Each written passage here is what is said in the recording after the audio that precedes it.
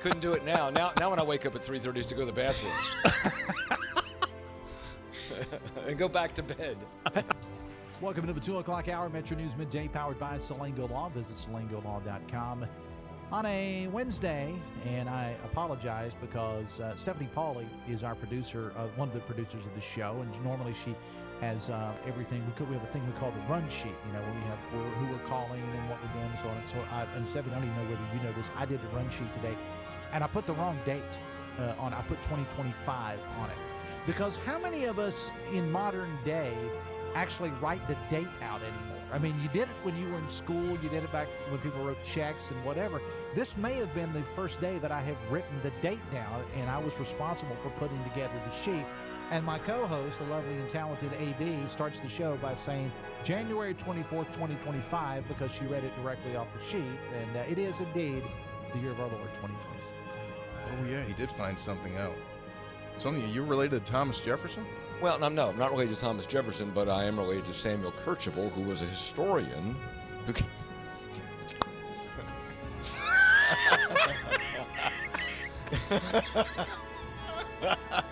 I'm going to tell you something about Samuel Kercheval. Him and Jefferson out smoking corn silk. Kercheval told him, Thomas, I don't know about this country. Might want to start again. He could. So I don't have a monitor here, so I really can't see what happens at the beginning of the show. Mm-hmm. So at what point do I pop up? When the music starts and Mr. Announcer comes on? Yeah. So they see all the little panic things that I do that I'm still in the process of setting up? Yes. They see you shuffle about uncomfortably. They see you blow the dust off your headphones. They see you put in like 2 cough drops at the same time. Oh, yeah. I don't do 2 at the same time. Yeah. Okay. All right. I don't know that. I should probably. Now, these shows are archived, right? So I can go back and watch them. Yes. So I could live this show in real time and then go home and, when I say something to Linda like, hey, did you hear when I did this? And she, I don't watch it. Well, let's get in front of the TV and watch me do it again for 3 straight hours. Yes, it's archived just like the audio podcast. Ah, that's right. And see, this is the thing that gets the NCAA in trouble, when it goes to court here. Is there a clock or not? Greg, we talk about the clock all the time. Mm-hmm. If he began in 2019, the clock should have run out, whether he's played the 4 years or not. And that's part of the argument, because some guys go right through the clock, right? TJ Finley, we've mentioned many times on this show. 7th team coming up this year. He's playing for Incarnate Word. He's played 7 seasons at 7 different schools. Now, why hasn't his clock started? Why doesn't he have the 5-year clock? So if you're Aguilar, I get it. He just bounced him off the ropes. Somebody save this man. Oh, my Lord. Oh.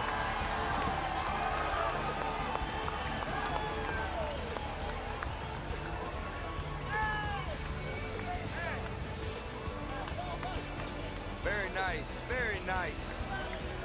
He hit him with everything he didn't want.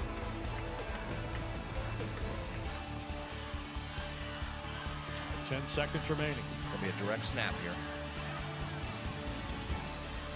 Snap back. It's Tyler.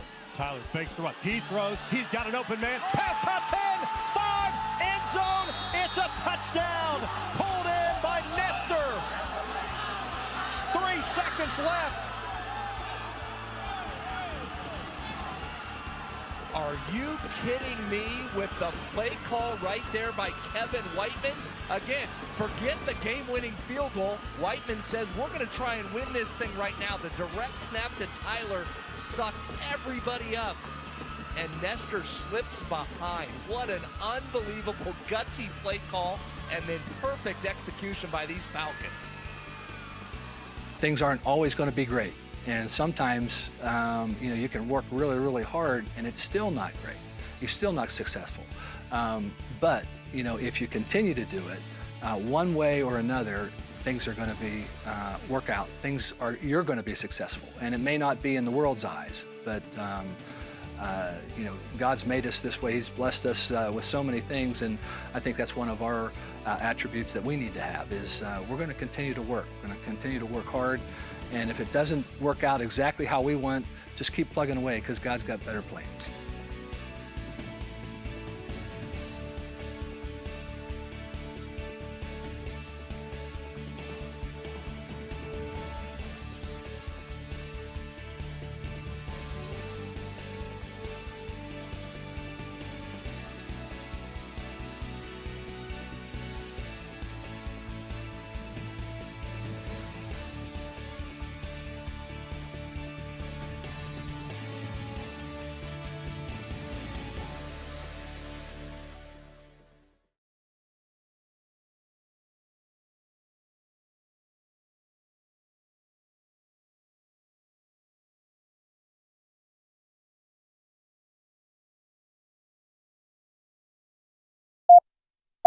5, 3. Red 57!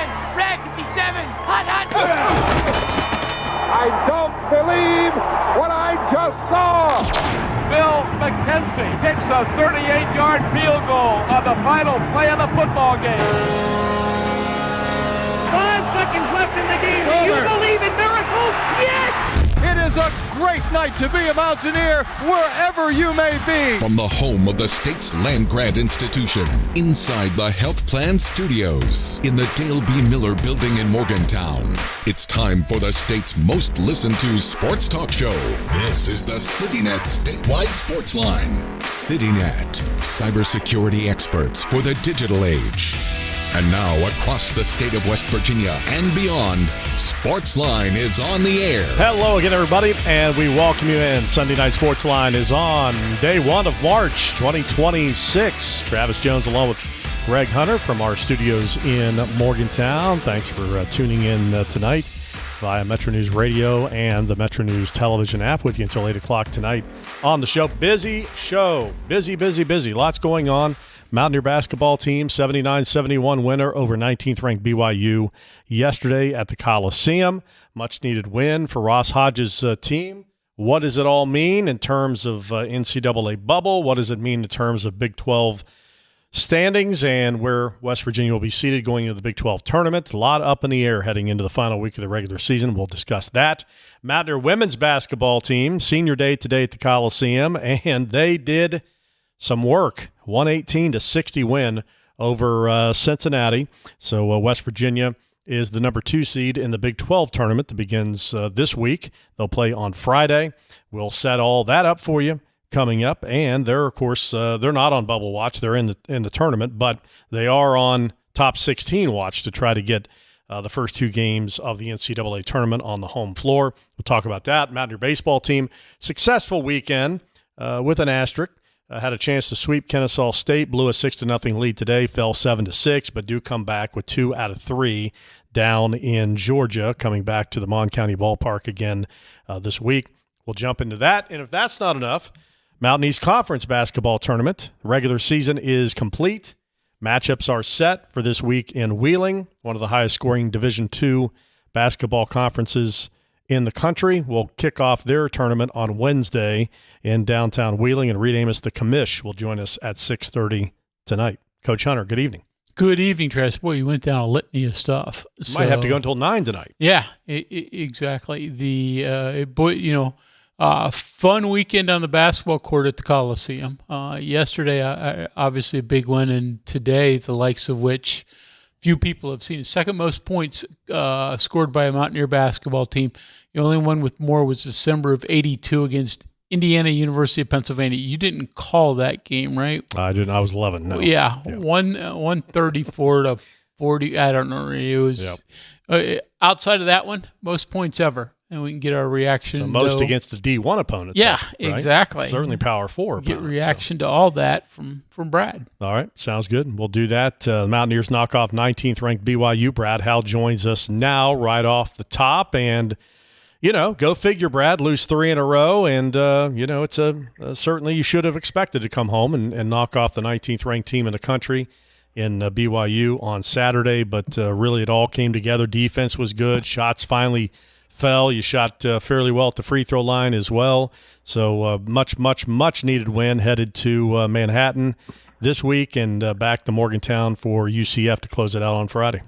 Well, hello, boys. Good to talk with you. And, yeah, it was a great performance. That might be the most complete performance of the year. Offensively, it certainly was in terms of a points per possession perspective. And West Virginia was just fantastic. We'll get into that a little bit. I thought that was the perfect culmination of a master class in coaching by Ross Hodge in terms of offensive system coupled with the execution of that system. And BYU just simply had no answers defensively for what West Virginia was doing to it. So that was a lot of fun to watch on the offensive end. And I could say the same on the defensive end. That was a really great effort by a bunch of individuals, but then also collectively as a team, frustrating all night what may be the number 1 pick in the NBA draft in A.J. DeBanza, who really struggled all night. He ended up with 20 points, which shows you how talented he is. but he had a rough night, and we'll get into some of his numbers coming up. But overall, both ends of the floor, start to finish, over a ranked team, might have been the best effort we've seen all year.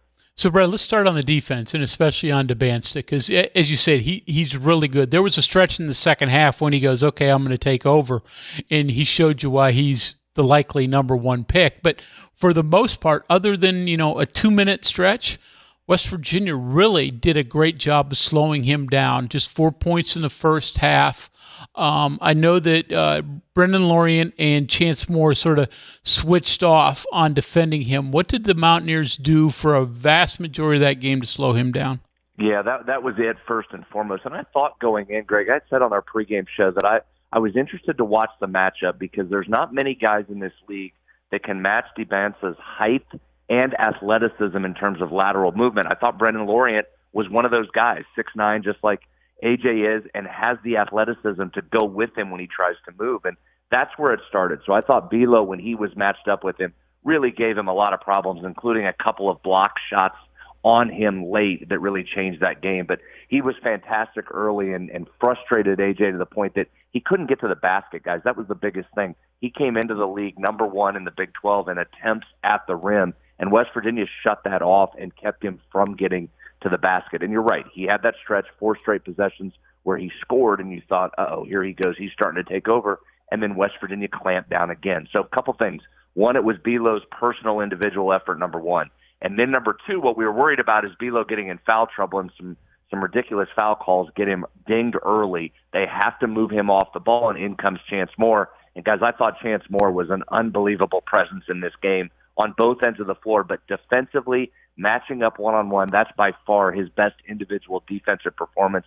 He took that challenge on with DeBanca and was absolutely outstanding. So that gave West Virginia 2 solid defenders. And then they just showed him a lot of jerseys. There weren't a lot of gaps when he put the ball on the floor. And then late in that game, he just started settling for 3-point shots. And listen, he can make those threes, but that's where you'd rather have him, is out around the arc instead of trying to attack you at the glass.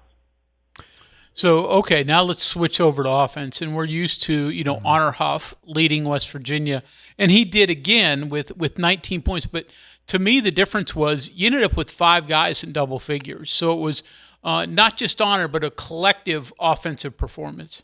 Yeah, you're right, Greg. And it was multiple guys. So let's kind of go through it, then we'll talk about the system in which West Virginia ran.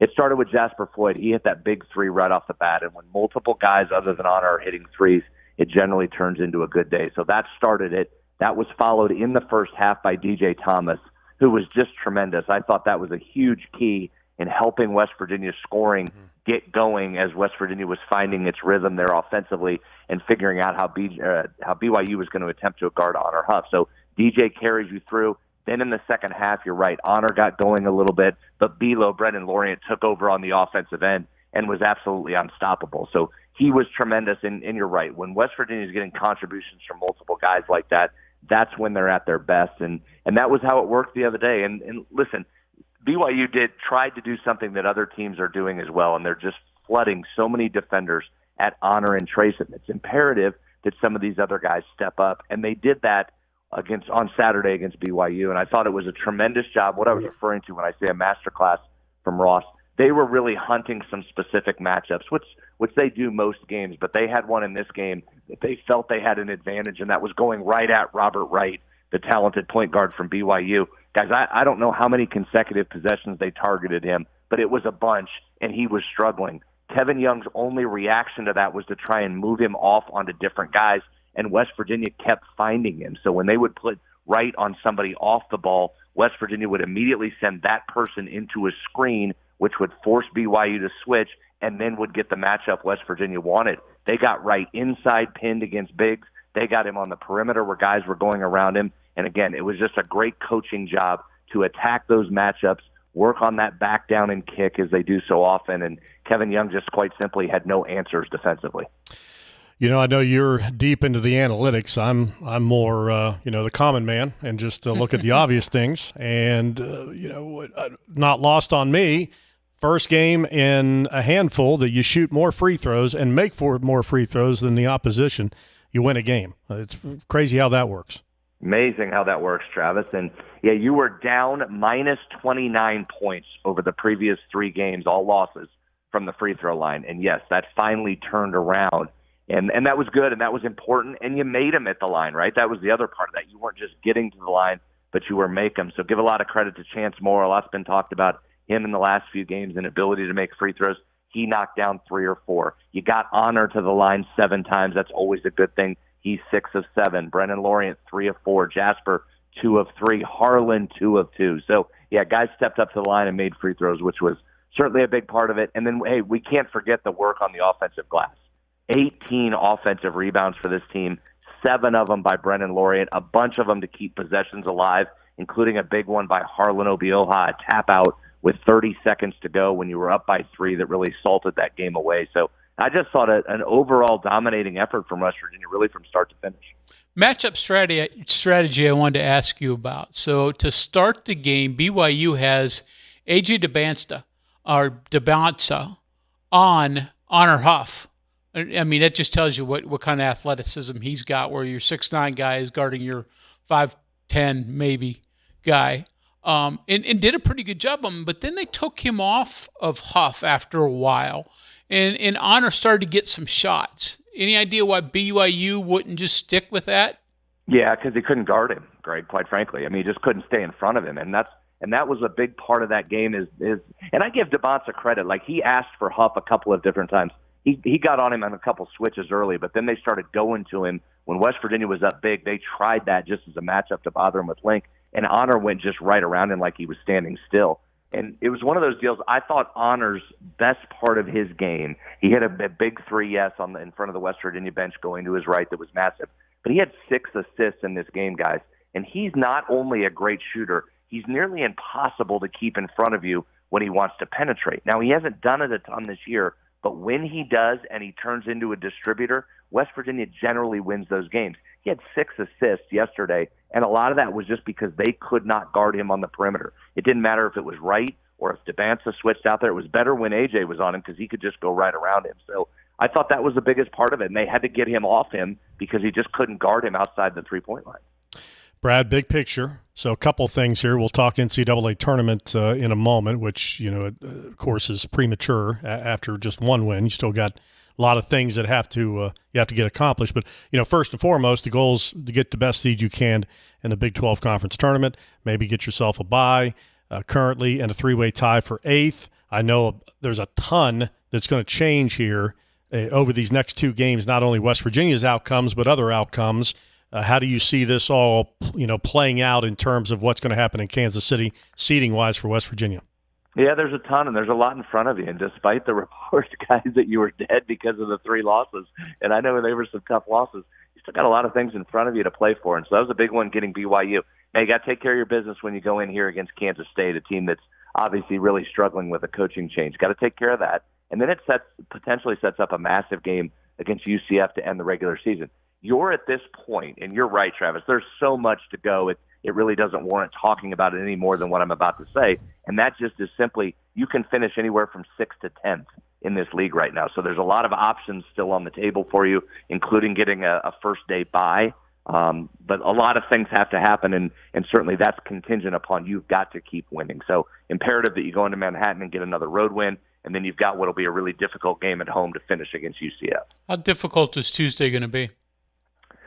You know me, I'm always worried about these games, and I think given the fact that you just went to TCU and Oklahoma State in front of virtually no fans against 2 teams that were, it's certainly in Oklahoma State's case, really struggling and couldn't walk out with a win, I don't think you can take anything for granted. Kansas State was without one of its top players when West Virginia met them in the Coliseum, and that was a slog. That was tough to get through and a close win. So I'm not taking anything for granted in this game. They have enough scoring talent, namely P.J. Haggerty, that anything can happen, but certainly you got to feel like you have some confidence offensively how you played the last 2 games, even though there was a loss at Oklahoma State. And then I think you trust your defense so much, especially with the Jasper Floyd on the Haggerty matchup, that you feel good about it, but you better take nothing for granted because you always worry about games on the road. Now, listen, guys, there won't be anybody in that building. It was virtually empty on Saturday, and that was a Saturday game. So going in there on a weeknight, you get an advantageous environment. But like I said, you just saw 2 of those and couldn't get it done last week. What'd you think of the women's performance? And you all surprised that West Virginia still isn't in the top 16 and thus a regional host? I mean, my gosh, what else do you have to do, guys? Just beat them by 100 today. It was a pretty incredible performance. Yeah, I mean, honestly, as we talked, and we'll get into kind of the net and looking at that, because the top 16 were unveiled on the women's game day earlier today. West Virginia not in the top 16. We don't know if they're 17th or 18th or 19th or 20th. You just don't know. They don't give you that information. But unfortunately, even though you looked incredible today, a game like today is not going to help you, because that's a quad 4 win, no matter how you get it.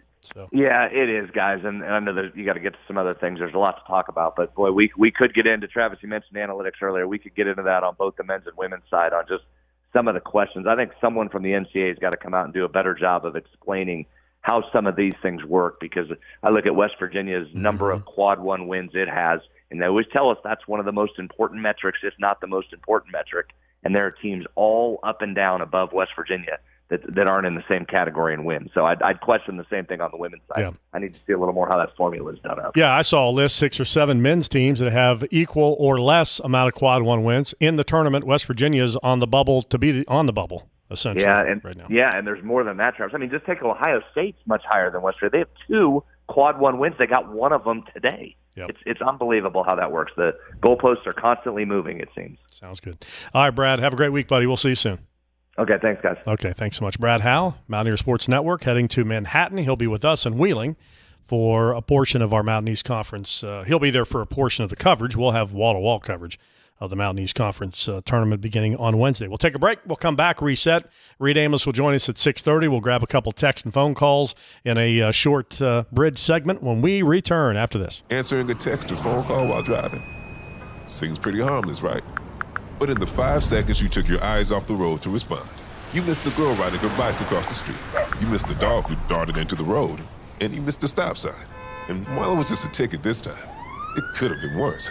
In fact, more than 700 people are injured in distracted driving crashes each day. Keep yourself and others safe. Don't drive distracted. Just drive. This message was brought to you by the West Virginia Governor's Highway Safety Program. We are there for you, to care for you at the health plan. We are here for you. At the Health Plan, we are here for you, and we have been one of the most trusted carriers for over 40 years. Headquartered right here in West Virginia, providing exceptional health coverage and local customer service. The Health Plan, we are here for you. Live from the Health Plan Studios, the CityNet statewide Sportsline returns in 2 minutes on Metro News, the voice of West Virginia. New year, new trucks. Start your year off with a new truck from Dan Calva Toyota World. Now lease a 2025 Tacoma for as low as $299 a month. Save over $7,500 off on select Tundras or get 2.99% for 72 months.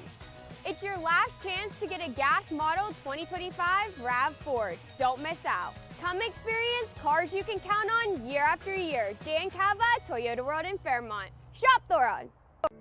You know CityNet is West Virginia's leading technology company.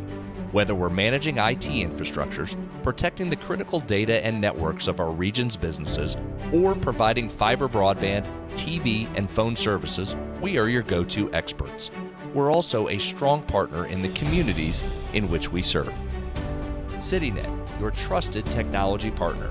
Learn more about us, visit citynet.net. You want to know what West Virginia is talking about? It's good to be back in Morgantown today.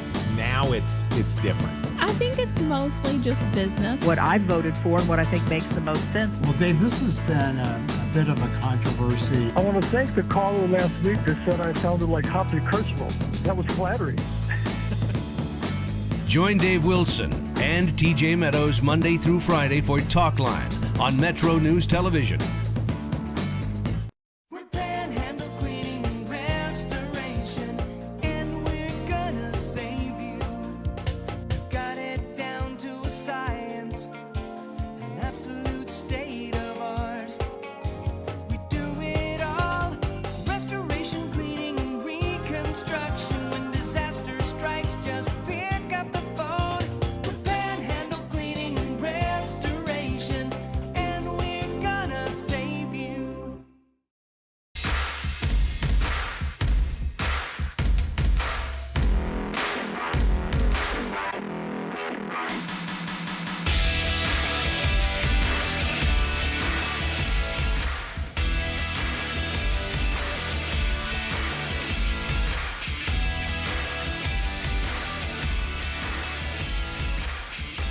right, Sportsline continues. Welcome back. 626 across the great state of West Virginia. We will jump into the texts coming up in just a couple of minutes after we get through our guests. Just quickly on the women's situation to kind of recap. They won today, so wrapped up the number 2 seed. I had the number 2 seed already wrapped going into the day in the Big 12 conference tournament, so they'll get the double bye.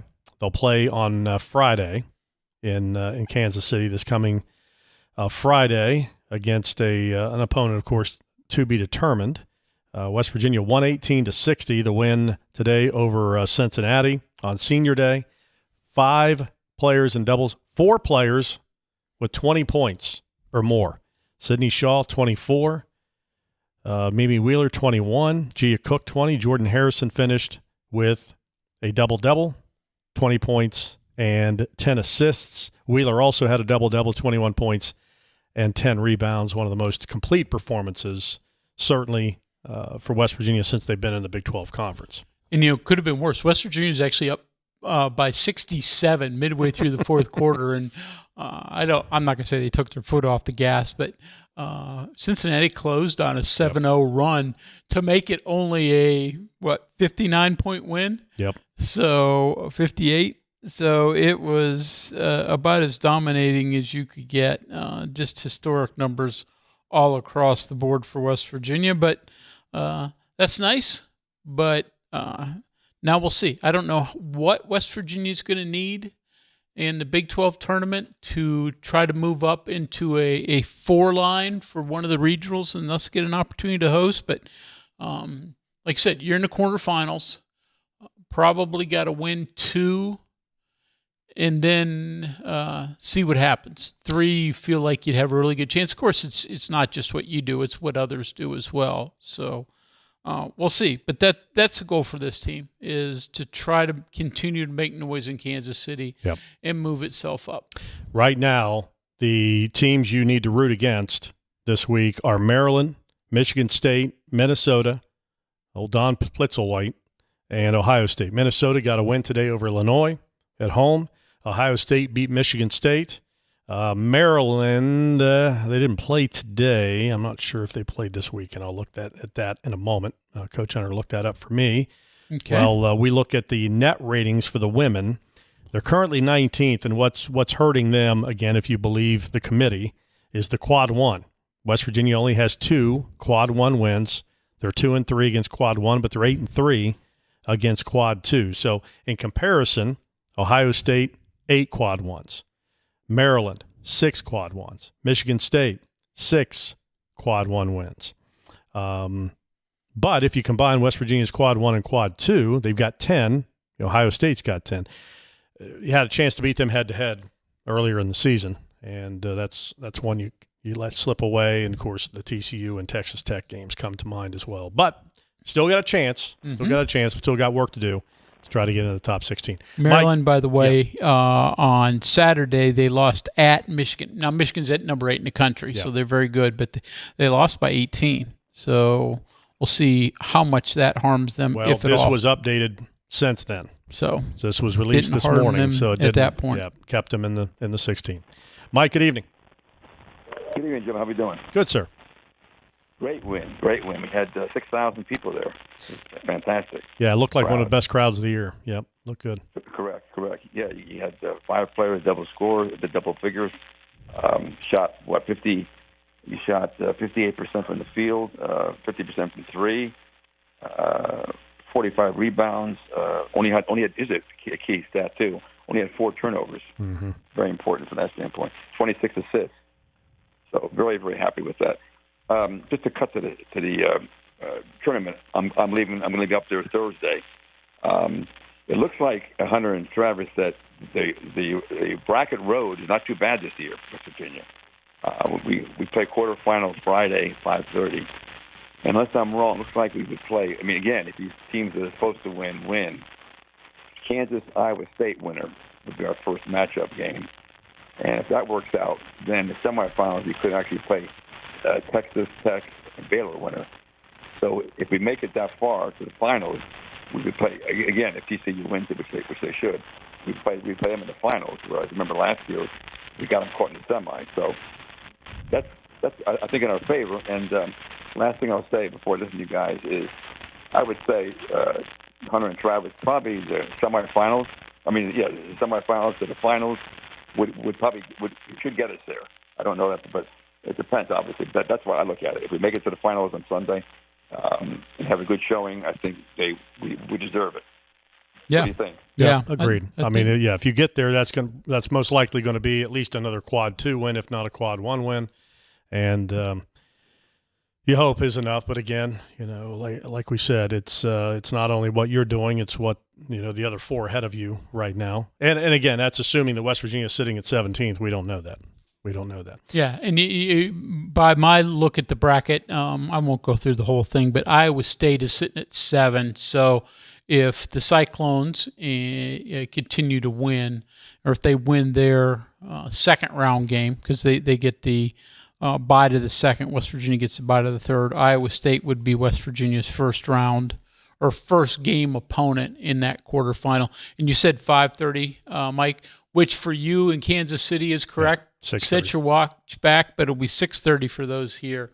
ESPN Plus for Mountaineer fans who don't get to make the trip to Kansas City. But enjoy that trip. I like Kansas City a lot. If you don't get barbecue, don't come back. So, he will. Don't worry. Yeah, 6:30 our time, Friday, March the 6th in the quarterfinals, ESPN Plus. Mountain East Conference Tournament will begin on Wednesday at 11 a.m. Central Time, noon here in the East, as they will kick off tip-off play at Westbanco Arena in downtown Wheeling. Reed Amos, the commissioner of the Mountain East Conference, is nice enough to join us on the show to give us a preview of what to expect coming up this weekend in the original state capital. Hello, Reed. Good evening, gentlemen. How are you? We're doing good. Big March week. Is here.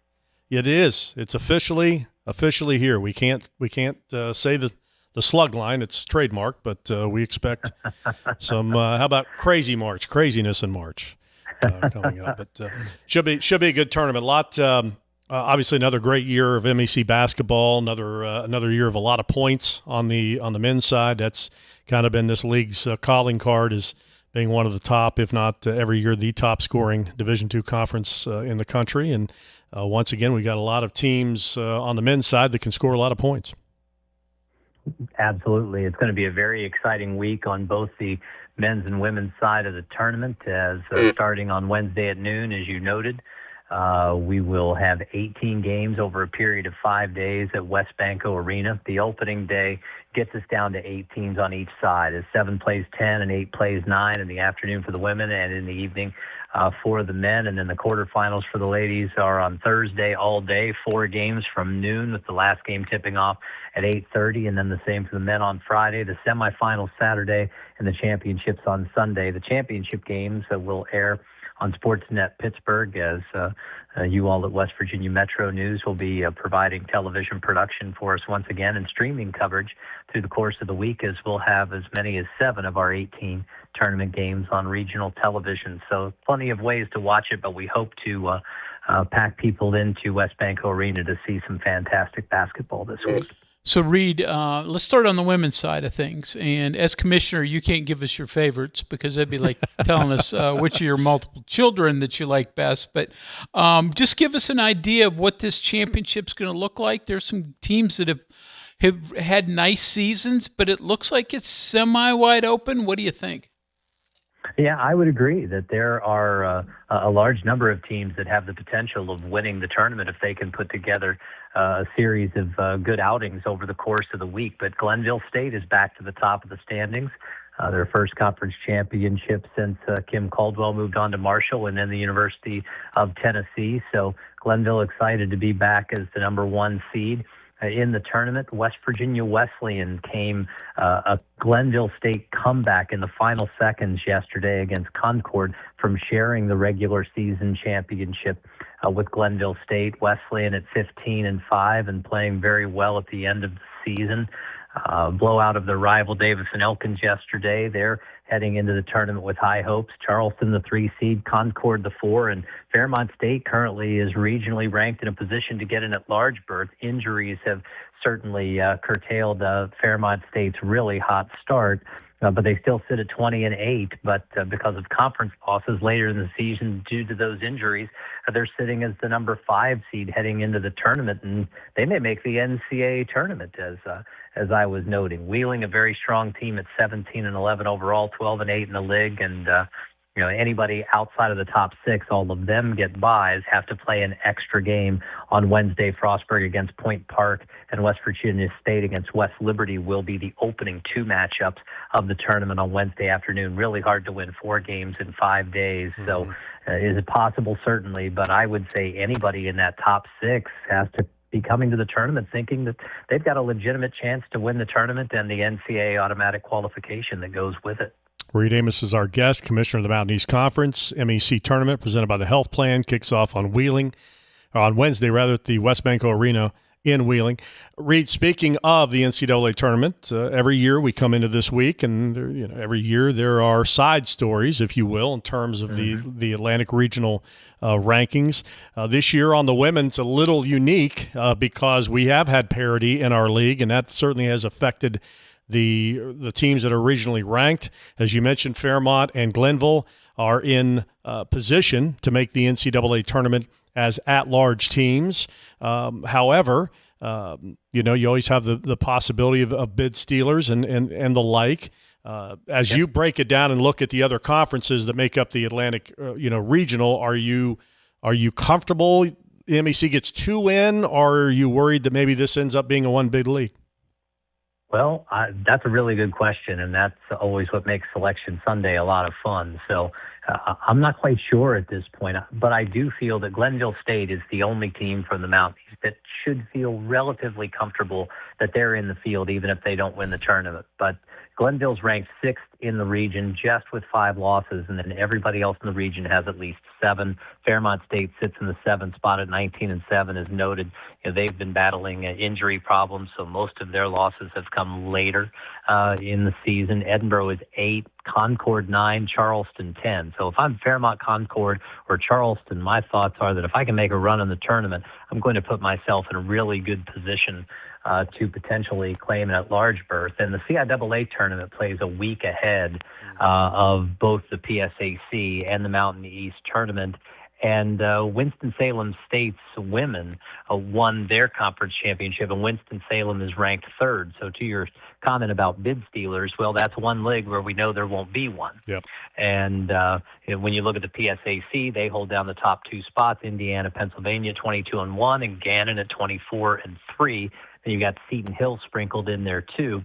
As long as there's not a bid stealer coming out of the PSAC, I think that would put the MEC in a good position to grab a couple of spots in the NCAA tournament this year. So, Reed, same question on the men's side.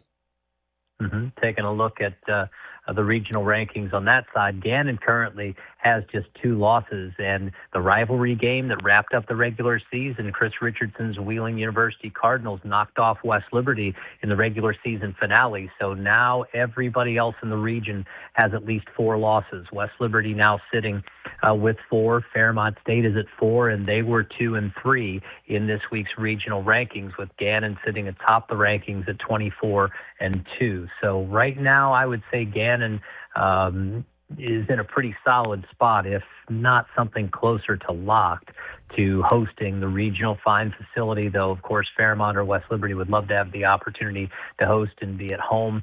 I think for that to even be a part of the conversation, West Liberty or Fairmont would have to win the Mountain East tournament, and Gannon would have to go out of the PSAC tournament early for that to be a possibility. IUP sits in the 4th spot in the regional rankings. Virginia Union is 5th. They went out early in the CIAA tournament, so you would expect their ranking to fall from that number 5 spot. Cal PA is at 6th.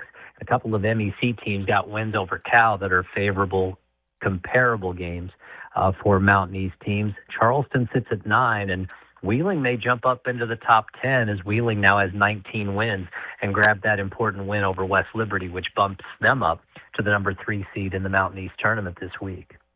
Reed, one follow-up on that. You mentioned regional hosting. There is still a possibility. A lot probably will come down to what happens at the PSAC tournament, but Gannon's women beat IUP's women yesterday, so there's a chance that Gannon's women could also host, which could send us into a split region situation, and thus whoever's second would host the other half of that region. And, of course, the Mountain East Conference teams, whether it be West Liberty or Fairmont State, in great shape, if that indeed happens, to be able to host at least a couple of games. Yeah, that's a great point. As Gannon closing that gap on IUP on the women's side, and in that split regional circumstance, that could potentially be what Fairmont and West Liberty could be playing for if seeds hold and they both get to the Mountain East Conference Tournament Championship game, and they've played each other in the championship game before. And so that would be a little added incentive for both of them to make a run this week because of the possibility they could still host a split regional. And essentially, as you were explaining, Travis, that turns into 2 4-team pods at the number 1 seed and the number 2 seed on both the men's and the women's side. So that still leaves open a possibility of West Liberty or Fairmont State having a path to ultimately hosting on the men's side. But on the women's side, I don't think Glendale can get to the 2 line. And so, that would be a long shot for a split regional that involved the MEC on the women's side. But definitely an intriguing storyline for this week's Mountain East Conference basketball tournament if Gannon and Indiana remain alive on the women's side, particularly Gannon, obviously. So, Reed, it's my memory that this tournament for both sides is far from chalk, especially for the men, that you can get upsets that can take somebody into the championship game and allow them to win it that comes out of the pack. Yeah, it's we've certainly had we've had some very intriguing storylines over the years. My favorite one to share was going all the way back to 2016 at the end of the regular season. So, on this day, 9 years ago, the Mountain East Conference had the number 1, the number 3, and the number 5 teams in the country in West Liberty, Fairmont, and Wheeling.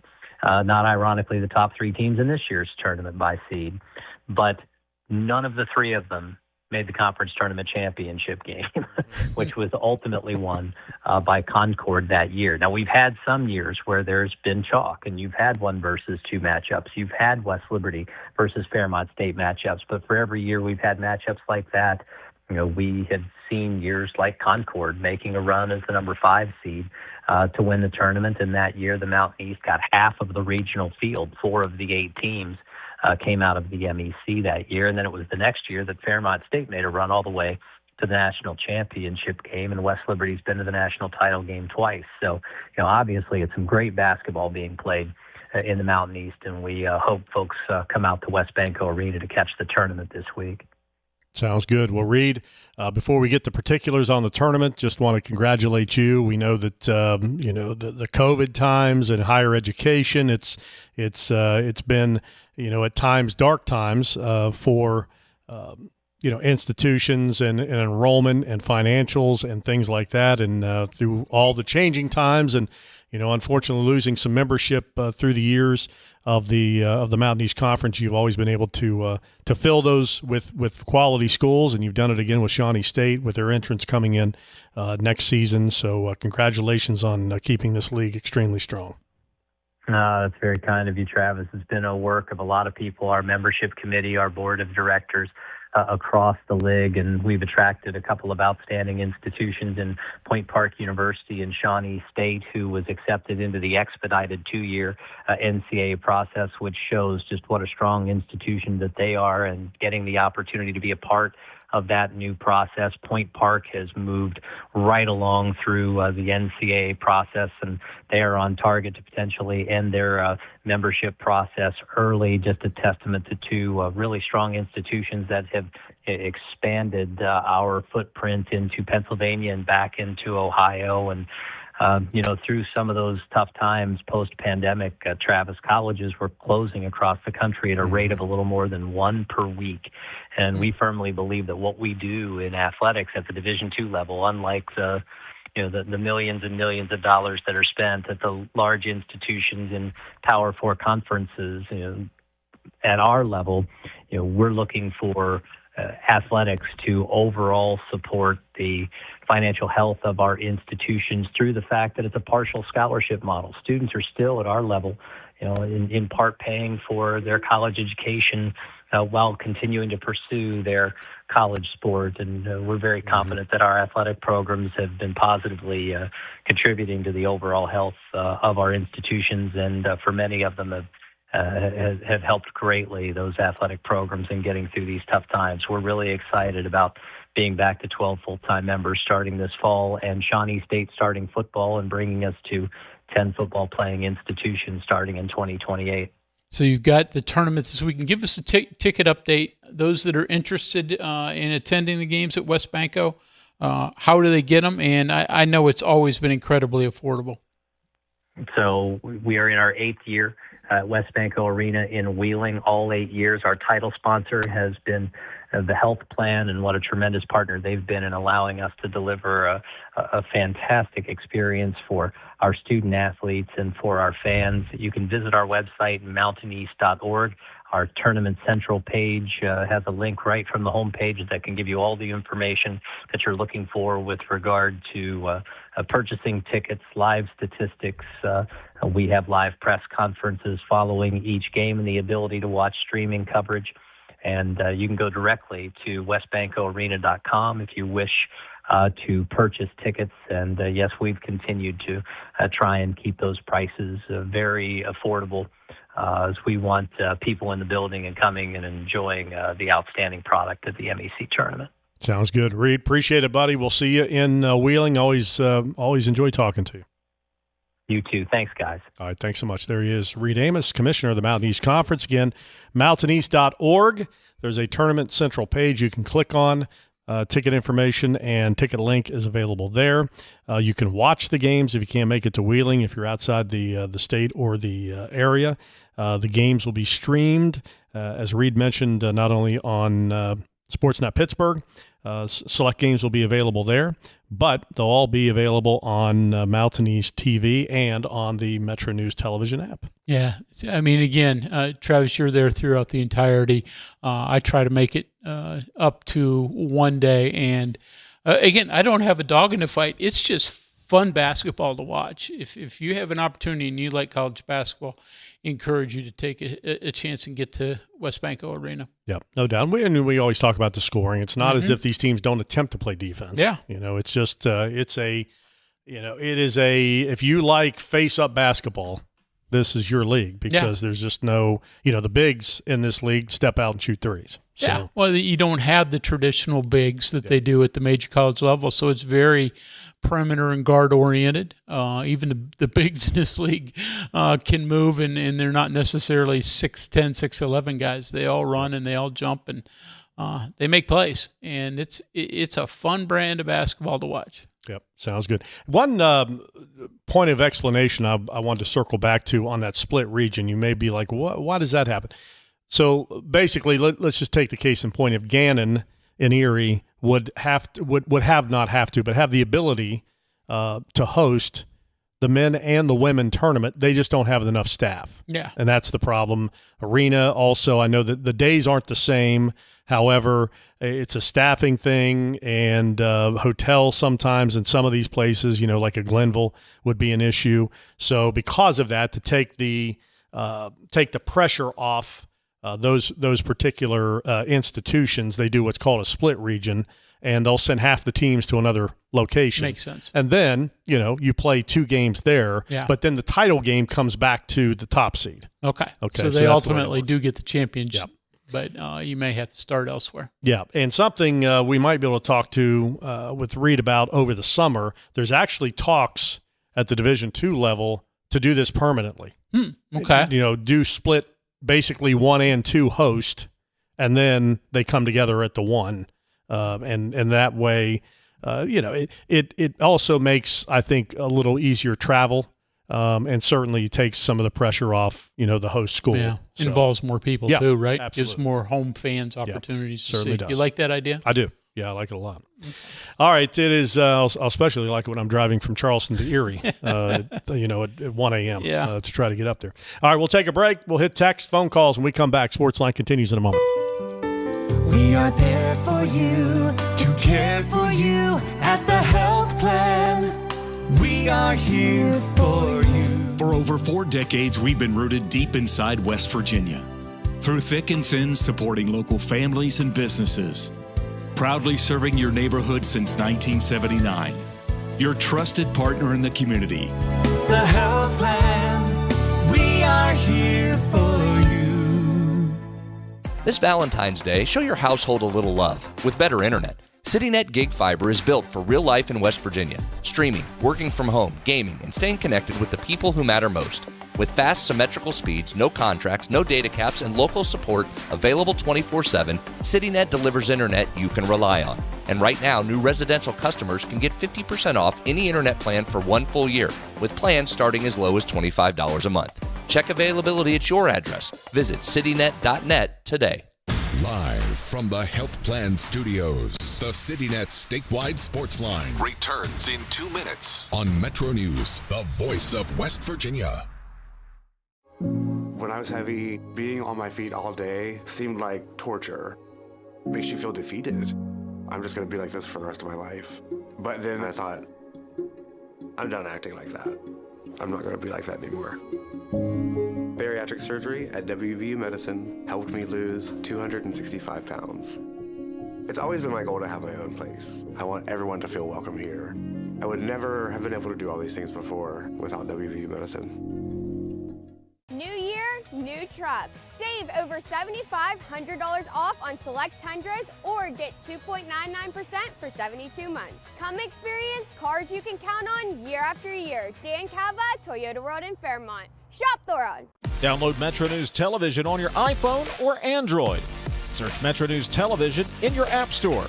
Create an account today to get alerts and watch all live and archived content. Download now. You own a boat because you love spending time on the water. Choose the outboard that allows you to make the most of it. Honda Marine's legendary reliability, ease of maintenance, and powerful performance keep you going strong. And they're all backed by the peace of mind protection of the industry's best limited warranty. Visit your Honda Marine dealer today and find out why it's more than an engine. It's your time on the water.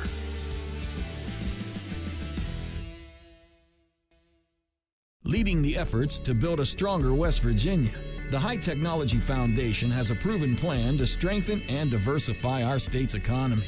The I-79 Technology Park's high-capacity infrastructure continues to attract advanced federal operations that are driving economic growth. This keeps our young, educated residents in the state and brings West Virginians home. The High Technology Foundation, building a stronger West Virginia. Learn more today at WVHTF.org.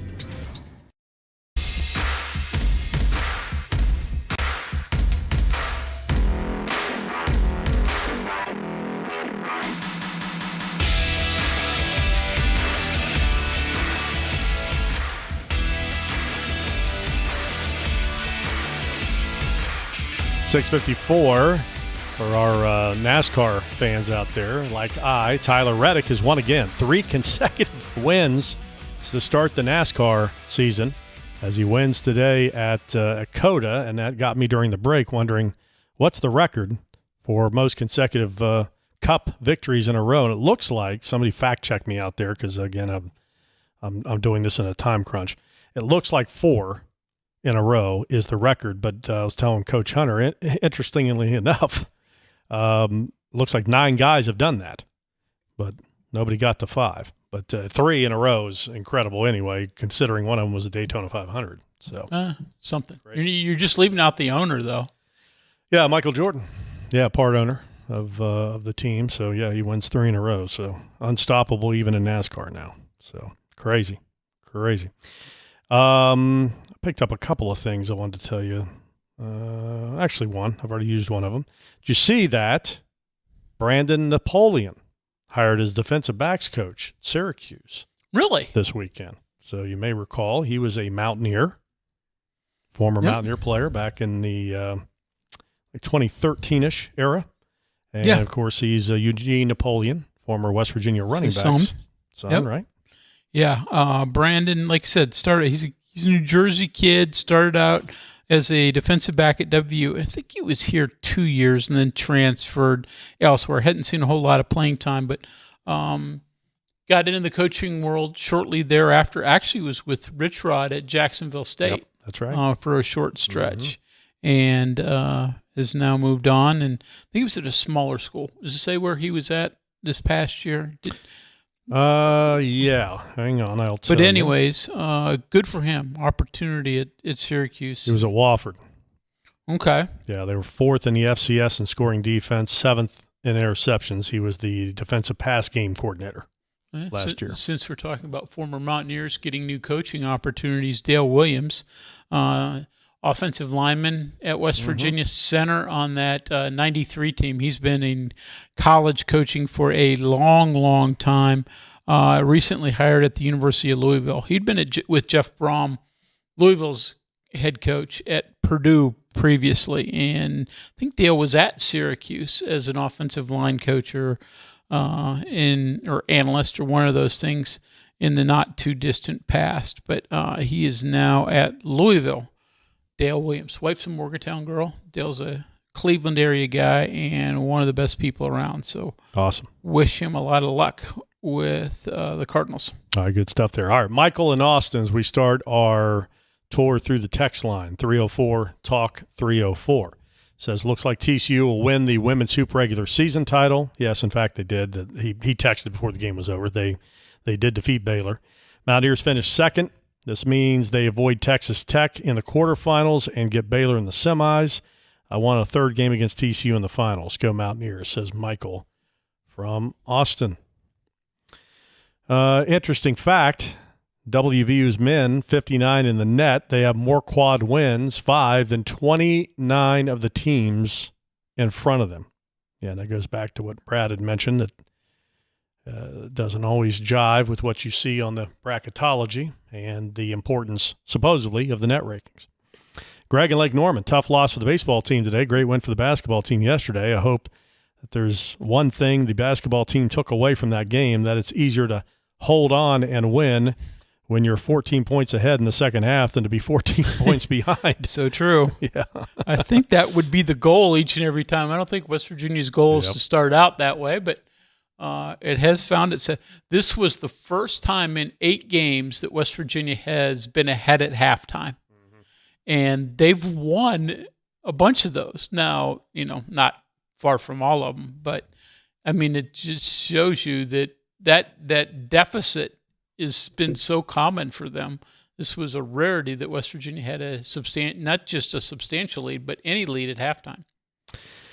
I was a little disgruntled with the coverage on CBS. Instead of praising WVU, they seemed more interested in talking about how overrated BYU was. Did you all catch any of that? Well, first of all, we'll have to put blame where it should lie. It was a Fox broadcast, not CBS. Yeah. I'm not going to defend any network or something. So I didn't see the broadcast or hear the broadcast since I was there live. So I can't. Others who listen to it can voice their opinion. Yeah, I didn't hear it either. I listened to Tony and Brad. One thing I will say, and I mean just slightly different topic. First of all, there were as many visiting fans there with BYU as I remember. Kansas is the only other school that really travels well for basketball and brings a ton of visiting fans in. And I think, it's the same for both of them.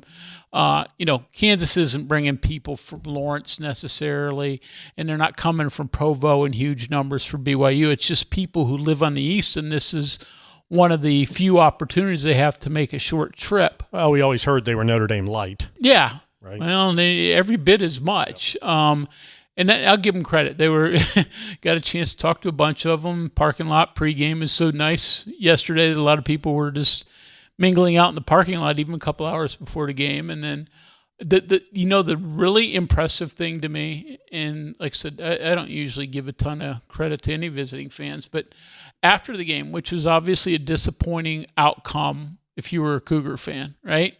Especially those that made the trip into Morgantown to watch the game.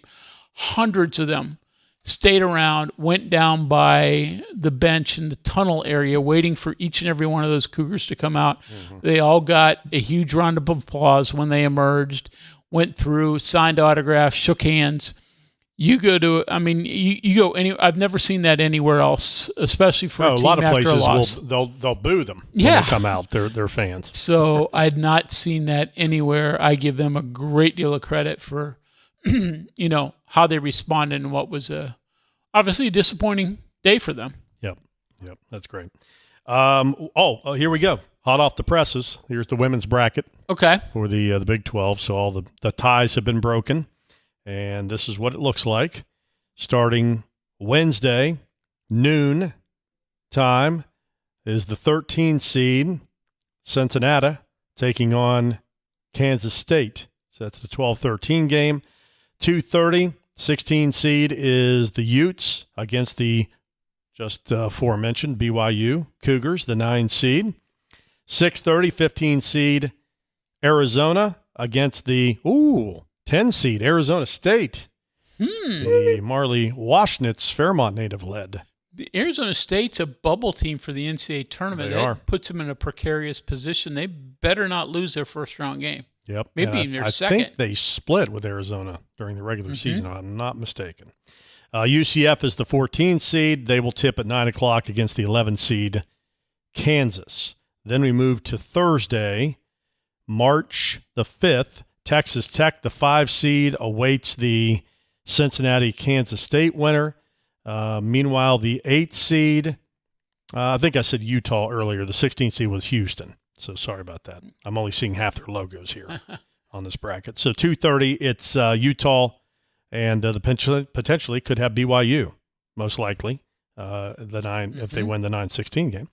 Then Iowa State, the 7 seed, will play either Arizona State, and then Colorado will tip at 9 o'clock or thereabouts against the UCF Kansas winner. Of course, so now West Virginia gets essentially who comes out of that Arizona State, Iowa State matchup. Mm-hmm. So Iowa State's the 7 seed, essentially. Yes. So that's what how you got to look at that. And then top seed TCU, 2 seed West Virginia, 3 seed Baylor, 4 seed are the Cowgirls of Oklahoma State. I've noted this before, but West Virginia's first game will be on ESPN Plus. I know some of the earlier games are on the U. That'll be on the Plus. The Saturday games are also on the Plus, and the championship will be on Sunday. Should put a bit of a caveat into the championship game, and because of the seeding, probably won't happen, but should be noted. BYU does throw a monkey wrench into some things, so just giving them a whole lot of credit. If the BYU is involved in the championship game, it's not played on Sunday. It gets pushed back to Monday afternoon. Oh, yeah. So obviously, and again, everybody's allowed to believe what they want to believe, but the religious beliefs of BYU don't allow them to have athletic competitions on Sunday, and the league is acquiesced to that and won't force that hand, and thus, if the Cougars are involved in that championship game on a Sunday, it would not be played then. It would be pushed back to Monday. Now, they're a deep seed. The odds are they aren't going to be around by then, but that is an issue on the women's side, which has a Sunday champion or a Sunday game. The men don't have play on a Sunday, so it wouldn't come into effect there. Very good.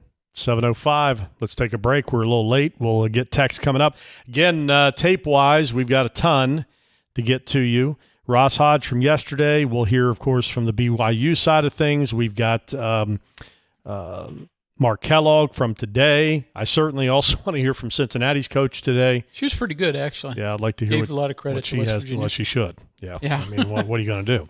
All right, so we'll get all that coming up in our second hour that we're into already. 5 past. Back in a moment. Answering a text or phone call while driving. Seems pretty harmless, right? But in the 5 seconds you took your eyes off the road to respond, you missed the girl riding her bike across the street. You missed the dog who darted into the road. And you missed the stop sign.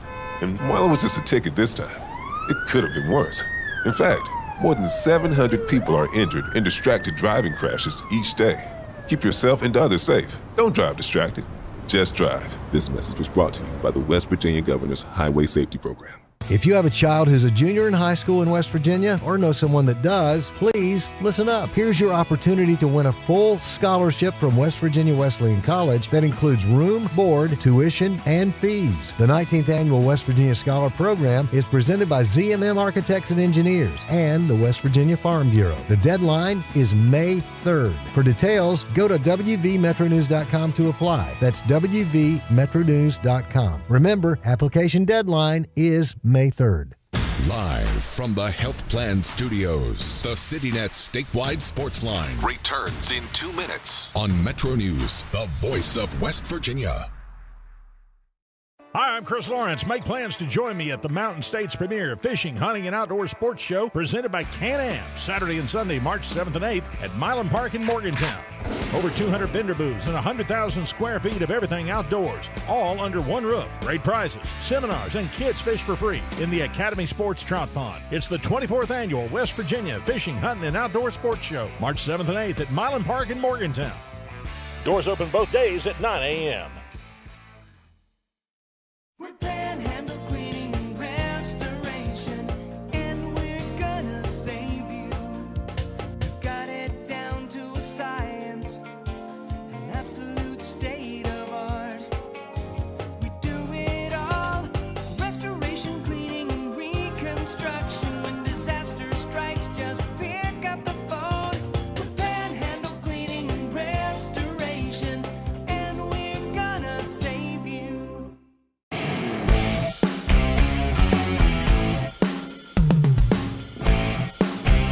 The conversation starts long before the game. 3 guys before the game.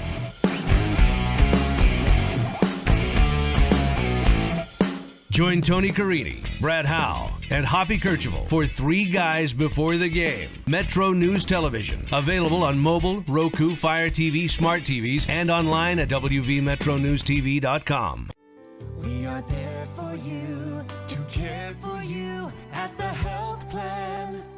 We are here for you. The Health Plan proudly supports our active and healthy communities and has been your most trusted carrier for over 40 years. Log on to healthplan.org for more information. We are there for you, to care for you at the Health Plan. We are here for you.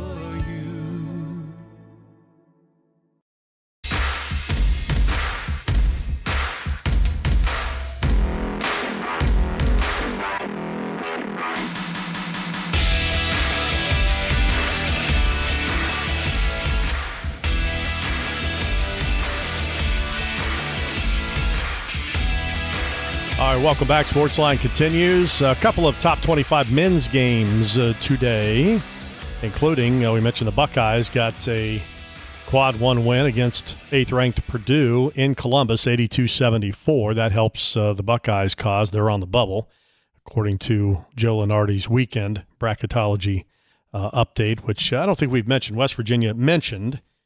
The Mountaineers are not on the last 4 out or next 4 out, but they're next on the list. So if you want to do it numerically, Mountaineers, 9th from getting in, according to Joe Lenardi right now.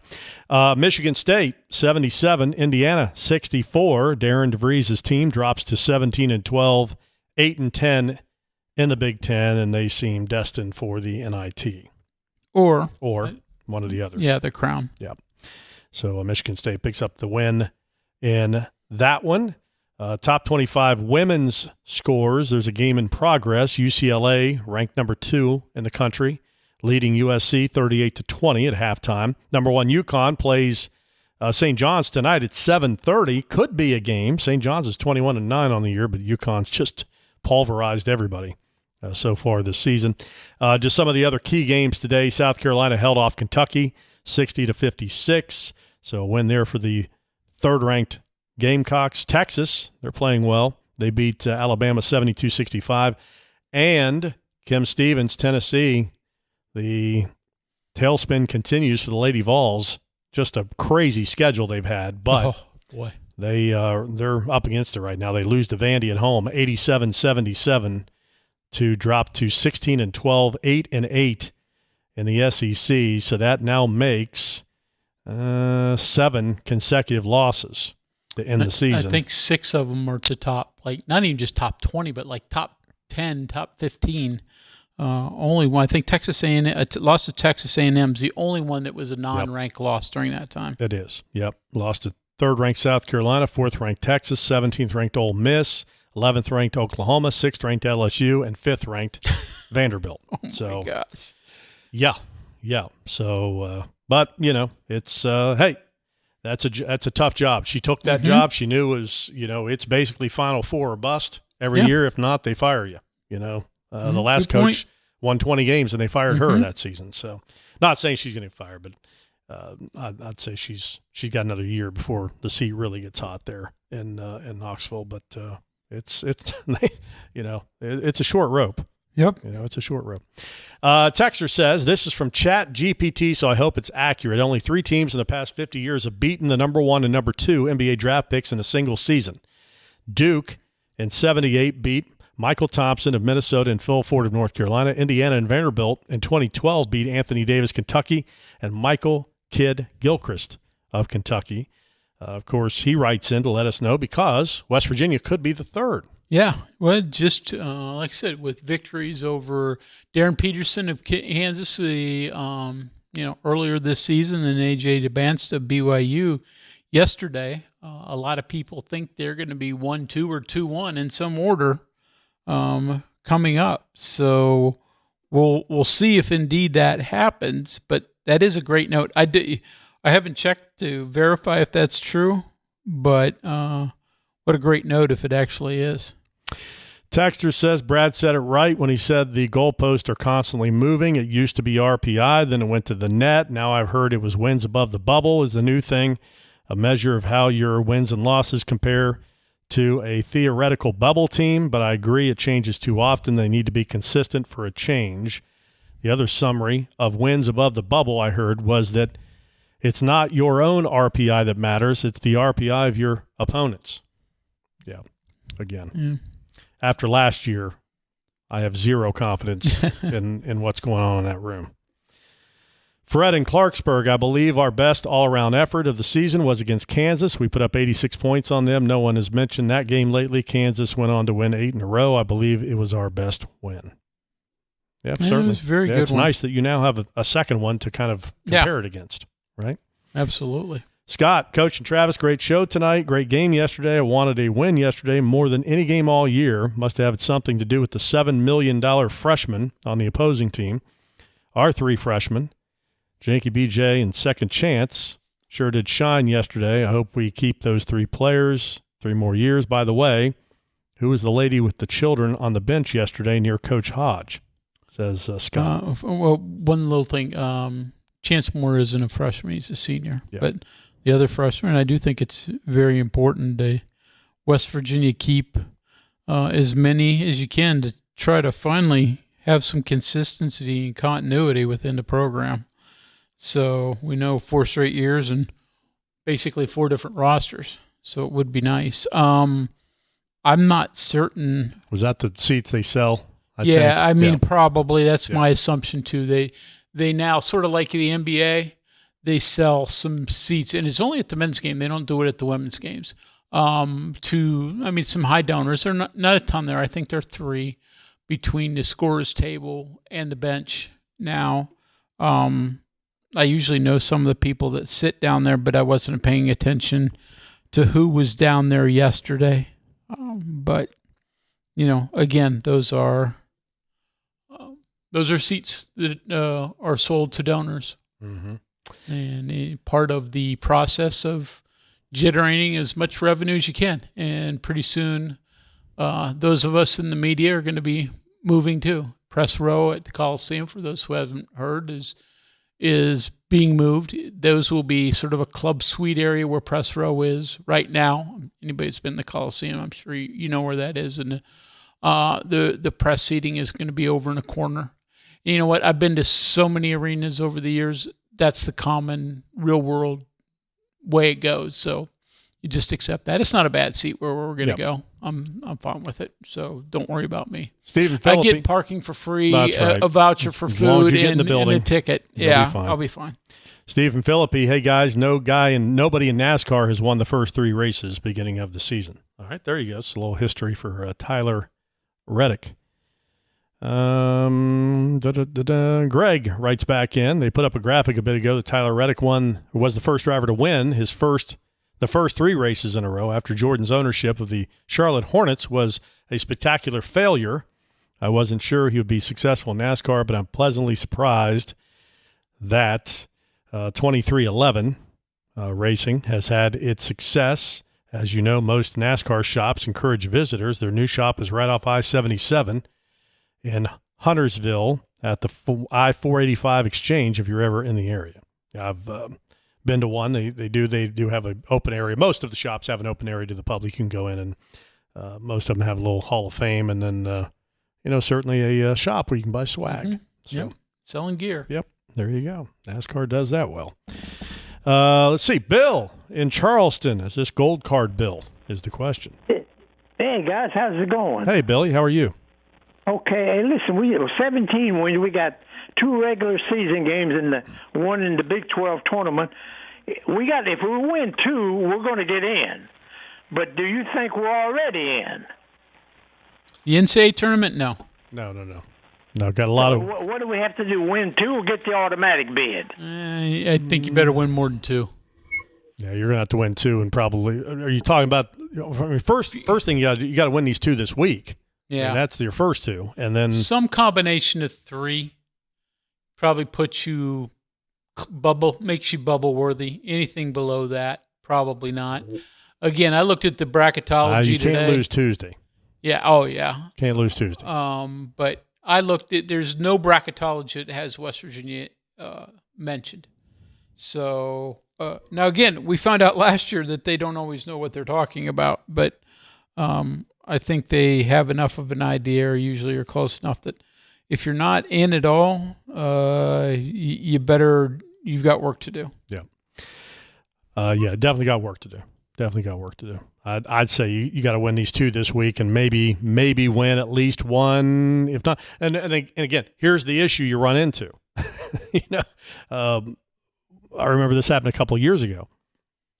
You almost don't want the bye, because you want a winnable game to get you a win in Kansas City, and then maybe get you a second one. You see what I'm saying? Yeah. No, I understand. I mean, it's out of your control. You just I think you can make a big point that West Virginia. Now, it wasn't the bye situation, but West Virginia's first round loss last year to Colorado was the thing that ultimately kept them out of the NCAA tournament. But better go in. You better take care. Even if you split this week, win Tuesday, lose Friday, then you got to go to Kansas City and probably win a couple. Yep. You better find ways to get wins. Bill, I don't think that this team is in right now. I think it's not even on the bubble, but a few more wins certainly could get you there. All right, break the take, 7:20. We'll get Ross Hodges' thoughts on the win yesterday. That's when we come back. Worried about paying for college? Metro News is proud to present the 19th Annual West Virginia Scholar Program, where one high school junior in West Virginia will win a full scholarship to West Virginia Wesleyan College, including room, board, tuition, and fees. For details, go to wvmetronews.com and click the Apply Now button. Deadline is May 3rd. The 2026 West Virginia Scholar Program, presented by Greer Industries and the West Virginia Hospital Association. Go to wvmetronews.com and apply today by May 3rd. We are there for you, to care for you at the health plan. We are here for you. At the Health Plan, we are here for you, and we have been one of the most trusted carriers for over 40 years. Headquartered right here in West Virginia, providing exceptional health coverage and local customer service. The Health Plan, we are here for you. WVU Medicine Nephrology is committed to providing advanced kidney care at its primary location in Morgantown's Suncrest Town Center, and also at outreach sites in Buchanan, Clarksburg, Elkins, Fairmont, Flatwoods, Grafton, Kaiser, Moorfield, and Summersville in West Virginia, and Oakland, Maryland. Our expert team of nephrologists use the latest diagnosis and treatment methods. Call 855-WVU-CARE or visit wvumedicine.org/nephrology. Live from the Health Plan Studios, the CityNet statewide Sportsline returns in 2 minutes on Metro News, the voice of West Virginia. Start your new year off right with a new ride from Dan Cava GMC. Come explore our 2026 GMC Acadias. Spacious, smooth, and made for everyday life. It's truly a fan favorite. Drive into winter with a new 2026 GMC Sierra, now up to $12,000 off, or lease as low as $499 a month. So upgrade your ride this year with us at Dan Cava GMC in Bridgeport. Shop Thora. With Metro News Hotline. If it's trending, it's probably here. So it's Dennis, it's Rodman degrees out there today. Oh, that sounds really uncomfortable. I know it does. I know it does. Is that legal? Is that past FCC? I don't know if you're allowed to say anything's Rodman something. That's it's Rodman degrees. That's like saying it's awful Diddy out there. I don't know that we can do that. Yeah. Join Dave Weekly and Coop weekdays for Hotline on Metro News Television.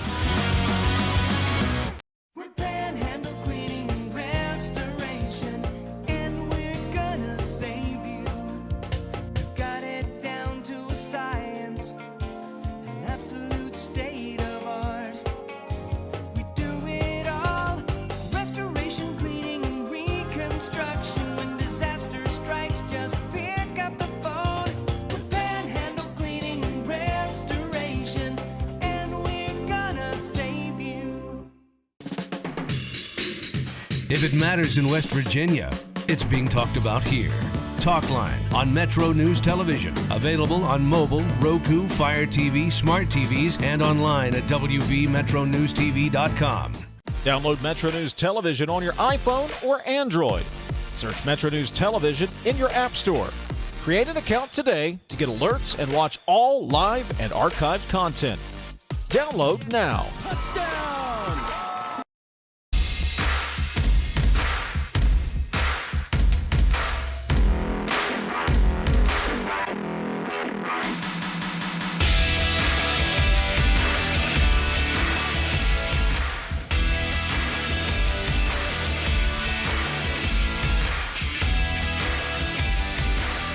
All right, let's hear what Ross Hodge had to tell the media following the Mountaineers' win over BYU at the Coliseum last night. Man, just want to thank everybody that came out today. Obviously, Hope Coliseum was special, and what makes this place special. Obviously, we lost a couple tough ones, and again, people hanging in there with us, and just it was a special environment. Thought our guys really executed defensively well early. Jasper got us off to a great start offensively. Attention to detail, like I said, was good. Belo and Chance, did a really good job on three. And Rob Wright got away from us a little bit in the first half, but obviously he's a great player too. And DJ was tremendous in the first half, and it was kind of one of those kind of baton games where it kind of kept getting passed to other people in big parts and big stretches, and they made their run, which we figured they would. If you've kind of followed them this year, they've, similarly to us, have dug themselves some big holes and then had the ability to dig themselves out of those holes. But I thought our composure and, again, this group stays together about as good as any team I've been around, and made the plays down the stretch, and then obviously the rebounding differential was probably the separator in the game. Questions? What was the difference there, Ross, on the glass today? I'd have to watch it, to really see. I mean, I thought, we were able to drive the ball, which I've talked about how vulnerable that can make you on the defensive glass, even from our own standpoint, and thought we were able to drive the ball and get shots up on the rim, and Belo was really active, and Harlan and Chance, and just played with a level of urgency once the shot went up and led to some big baskets.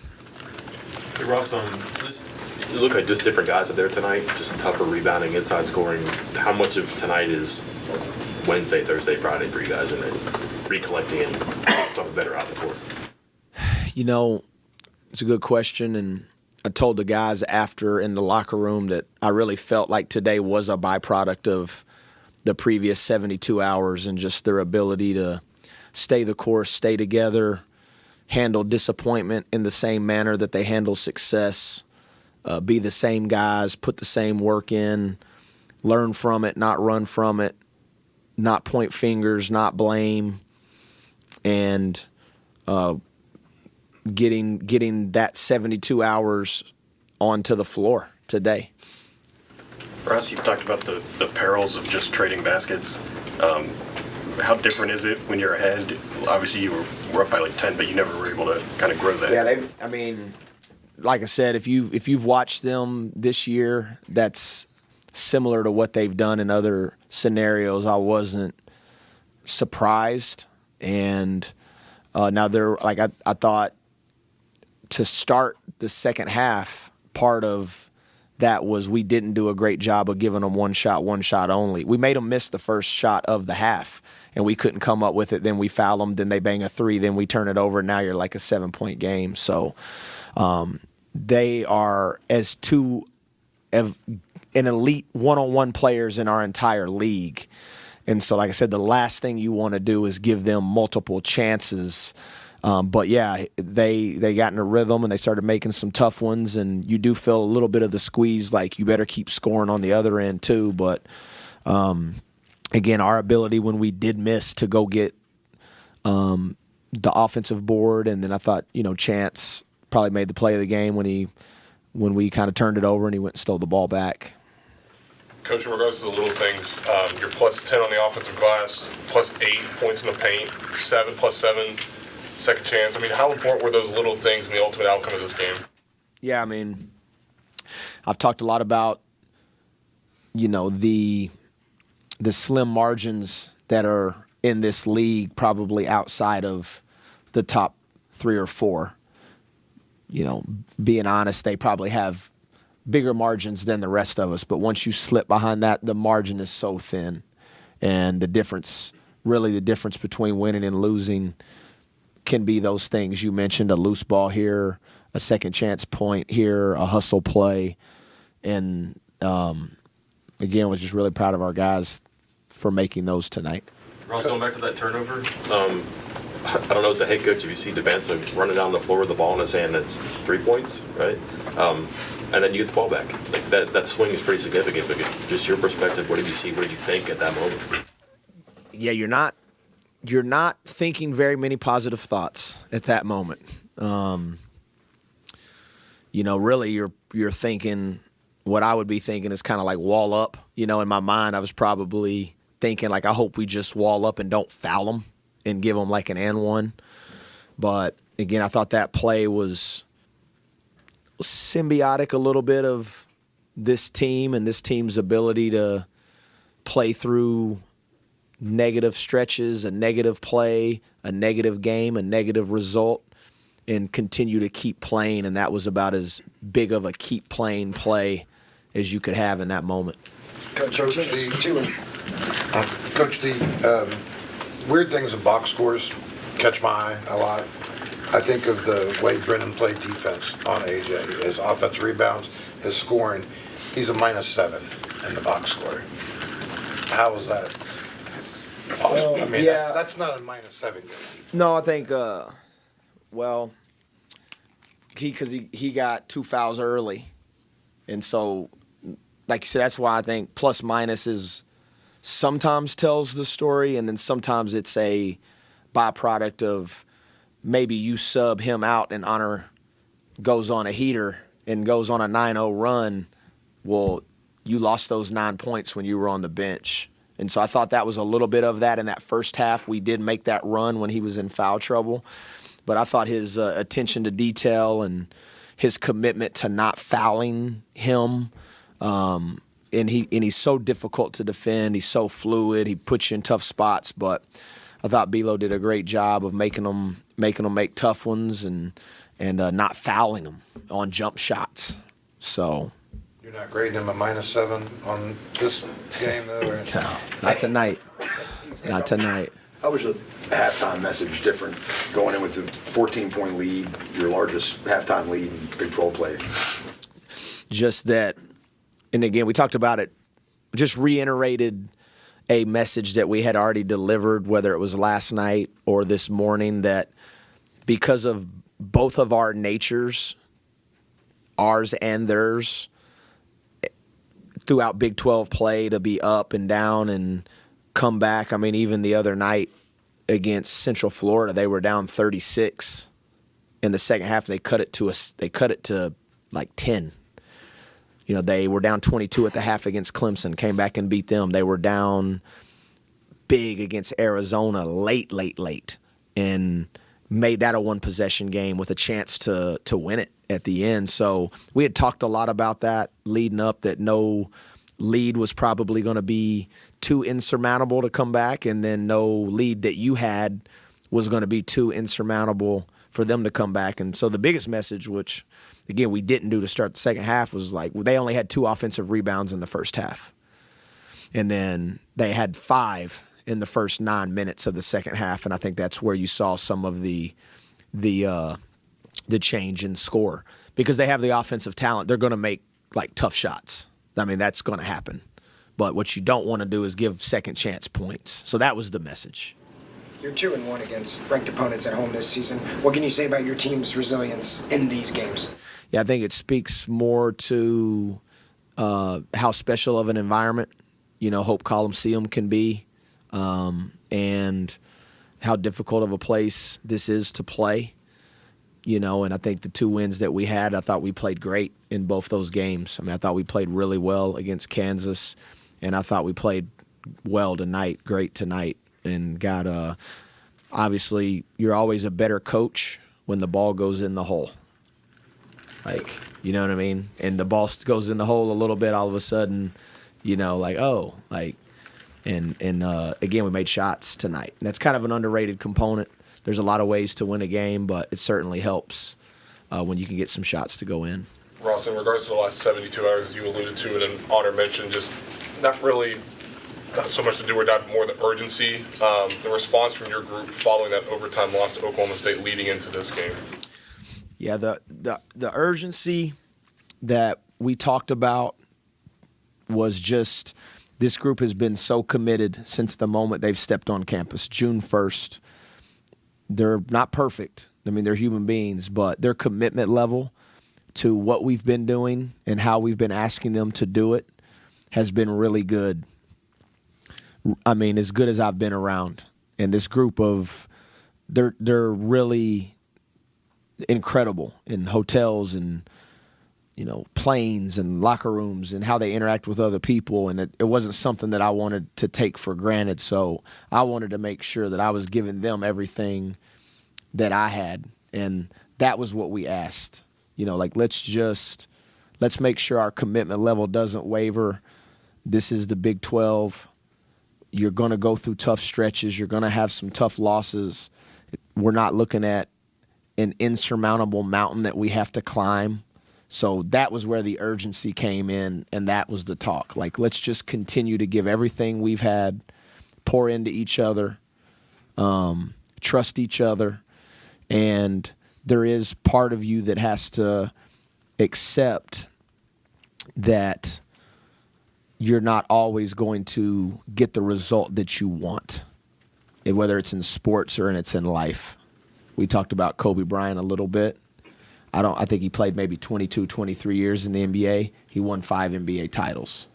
Steph Curry's won 4. I think he's on year 17. 13 years of those guys' careers, it didn't end the way they wanted it to end. But I don't think anybody in here would classify Steph Curry as a loser. But he's actually came up short for his ultimate goal more often than not. So that was where the urgency and that was where the talk was. Let's keep doing the right things.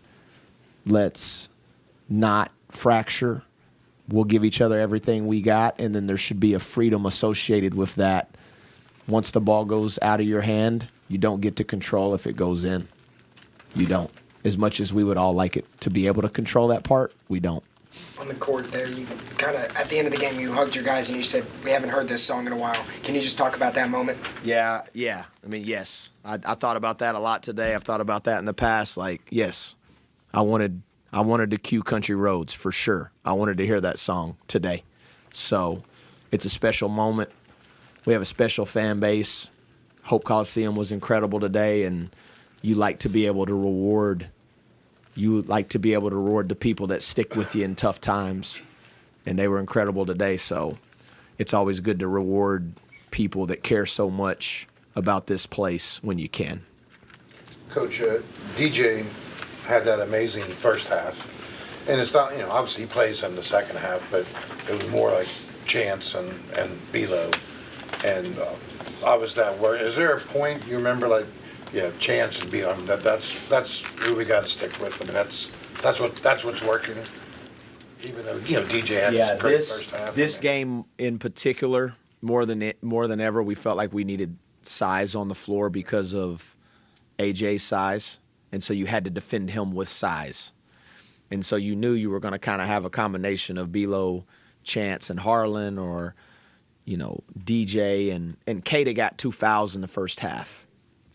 And DJ was battling him as good as he could battle him on the defensive end of the floor. And his size, we felt his size on the glass, so we felt like we needed to go a little bigger. But DJ's attitude was incredible, and it was kind of just, like I said, the ebb and the flow of the game, and really trying to primarily figuring out how you were going to slow them down and stop them. What's Chance giving you these last couple of games? Because it seems like he's playing with a little bit more energy compared to the beginning of Big 12 play. Yeah, just being aggressive, being decisive. The game has opened up again. How people defend you opens up things for other people. So how people defend Honor, how people defend Trey is going to open up the game for guys like Chance. And he's been really aggressive with his attack and drawing fouls. And I tell Chance all the time, when his motor is running, he is an elite player. And when his motor is not running, he's a very average player. And he's been elite here lately. I don't know if you guys hand out like a charge drawn award or not, but the one Jenkins took today. Yeah, huge. Yeah, huge. Great timing, and again, that speaks to his maturity as well. Like, because about 2 plays before, he kind of reached in at the last second, and he had a foul called on him, and you're like, Mimir, show your hands. And again, 2 plays later, he beats him to a spot and shows his hand and draws a foul. It was a monster play. And then Lawrence block, like 18 seconds left, corner and a 3. AJ's taking a corner and 3, and Lawrence gets that block. I don't even actually remember that play, to be honest. But like I said, I thought Belo did just a great job all night long of, like, those guys that they're so creative with their ability to draw fouls, and they can manipulate their landing space, and so you have to be really careful about not creeping into their landing space to the point where we really worked on that specifically, as routine and elementary as it may have sounded. Like, we rolled the ball to somebody and they shot it, and we tried to jump straight up because we've fouled too many 3-point shooters here lately. All right, that is Ross Hodge following the Mountaineers win yesterday at the Coliseum as West Virginia knocks off BYU. And we'll hear from the BYU side of things a little bit when we come back. Also still to come, Mark Kellogg at the podium today, and Katrina Merriweather, the UC head coach, get her thoughts on the loss today in Morgantown. A couple texts here. Texter says, I think if WVU splits this week, the only way they make the tournament is winning the Big 12 tournament. These next 2 games are a must.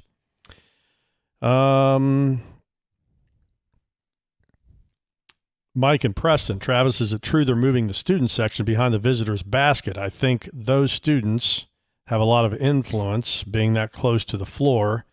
Can Huff, Eaglestaff, Floyd all return for another year? Also, you mentioned Brennan Lorient. Yeah, they are moving the students. I'm not quite certain of how that one's going to work, though, to be honest, in terms of student section. What was the other part of that? Any of these guys, Huff, Eaglestaff, Floyd, Lorient, any of them? No. They're all Chance Moore, exhausted. Obioha, all our final year seniors. Okay. Hope WVU can reel off 3 to 4 wins and make the NCAA tournament, but wouldn't it be wild if WVU and Indiana wound up playing each other in the Crown? That would be wild. Yeah. That would be very wild. much so. It could happen. All right, we'll hear from the BYU side of things when we come back. Starting March 10th, Metro News brings you the 2026 West Virginia SSAC High School Basketball Championships presented by Chick-fil-A. First title for Spring Mills and boys basketball. The best teams in the state will once again meet at the Charleston Coliseum and Convention Center to compete for the title in their respective classes. The girls' tournament runs March 10th through 14th. The boys play March 17th through the 21st. Catch all the games on the Metro News Radio Network and at WVMetronews.com, where you'll also find up-to-the-minute scoring, stats, and brackets, the latest tournament news, and game recaps. Also, you can watch the live HD video streams of the class championships both Saturdays on Metro News Television. The luck and skill of the Irish, they win the AA championship. The 2026 West Virginia SSAC State High School Basketball Championships beginning March 10th, presented by Chick-fil-A, exclusively on Metro News, the voice of high school basketball in West Virginia. We are there for you, to care for you at the health plan. We are here for you. For over 4 decades, we've been rooted deep inside West Virginia. Through thick and thin, supporting local families and businesses. Proudly serving your neighborhood since 1979. Your trusted partner in the community. The health plan, we are here for you. Live from the Health Plan Studios, the CityNet statewide Sportsline returns in 2 minutes on Metro News, the voice of West Virginia. You want to know what West Virginia is talking about? It's good to be back in Morgantown today. Now it's different. I think it's mostly just business. What I voted for and what I think makes the most sense. Well, Dave, this has been a bit of a controversy. I want to thank the caller last week that said I sounded like Hoppy Kercheval. That was flattering. Join Dave Wilson and TJ Meadows Monday through Friday for Talkline on Metro News Television. When I was heavy, being on my feet all day seemed like torture. Makes you feel defeated. I'm just gonna be like this for the rest of my life. But then I thought, I'm done acting like that. I'm not gonna be like that anymore. Bariatric surgery at WVU Medicine helped me lose 265 pounds. It's always been my goal to have my own place. I want everyone to feel welcome here.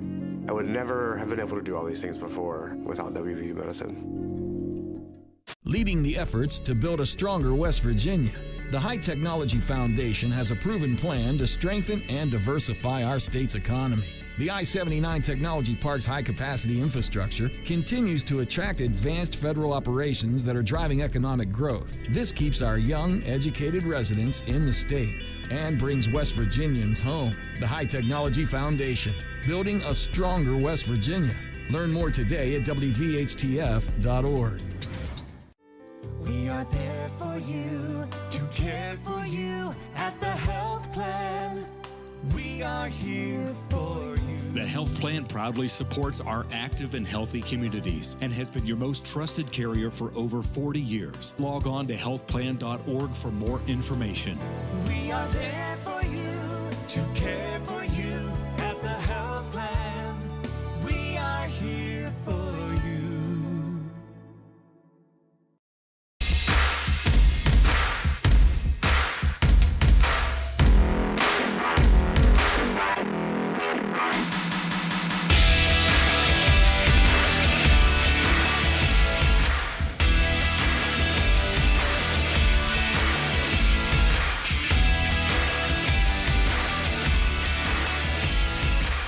All right, quick bit here from Kevin Young, the BYU head coach. His thoughts on the loss to West Virginia. It was a joke. In the first half, it was a joke. Not the whole half, but they went on that flurry, and it was some of the clips we watched at halftime were just inexcusable. So I thought our guys responded at halftime and brought better effort in the second half. Again, another really rough first half. Can you put your finger on why that keeps happening? Different reasons every game. This game, it was our decision making, driving in the crowd, turning the ball over, not getting shots on goal. When we did what we were supposed to do on offensive, we did a decent enough job. And then the defensive intensity was abysmal, like I said, in the first half. So those two factors got us off to that start. The end of the game, Kevin made the putback. You cut it to 3, and then you had a chance. You got a stop. What did you think of your late game execution? Offensively, it was fine. Defensively, it was a disaster. Anybody else except James want to ask a question? Go ahead. Coach, what did you like off the bench specifically from Kostic, chipped in 12 today? Shot making. Yeah, I mean, he's a guy that can space the floor for us. He's tough, too. I think he brings a little bit of an edge. So he's a guy, given this, the state our team's in, his ability to space the floor is important. What role did you feel like rebounding played in the outcome today? That's why we lost. They had 18 offensive rebounds.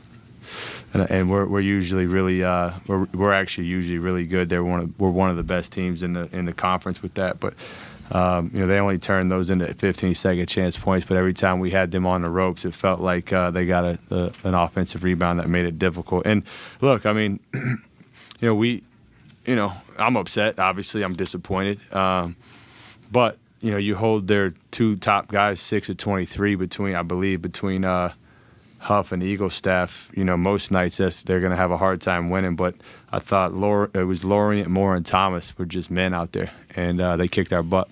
Credit to them.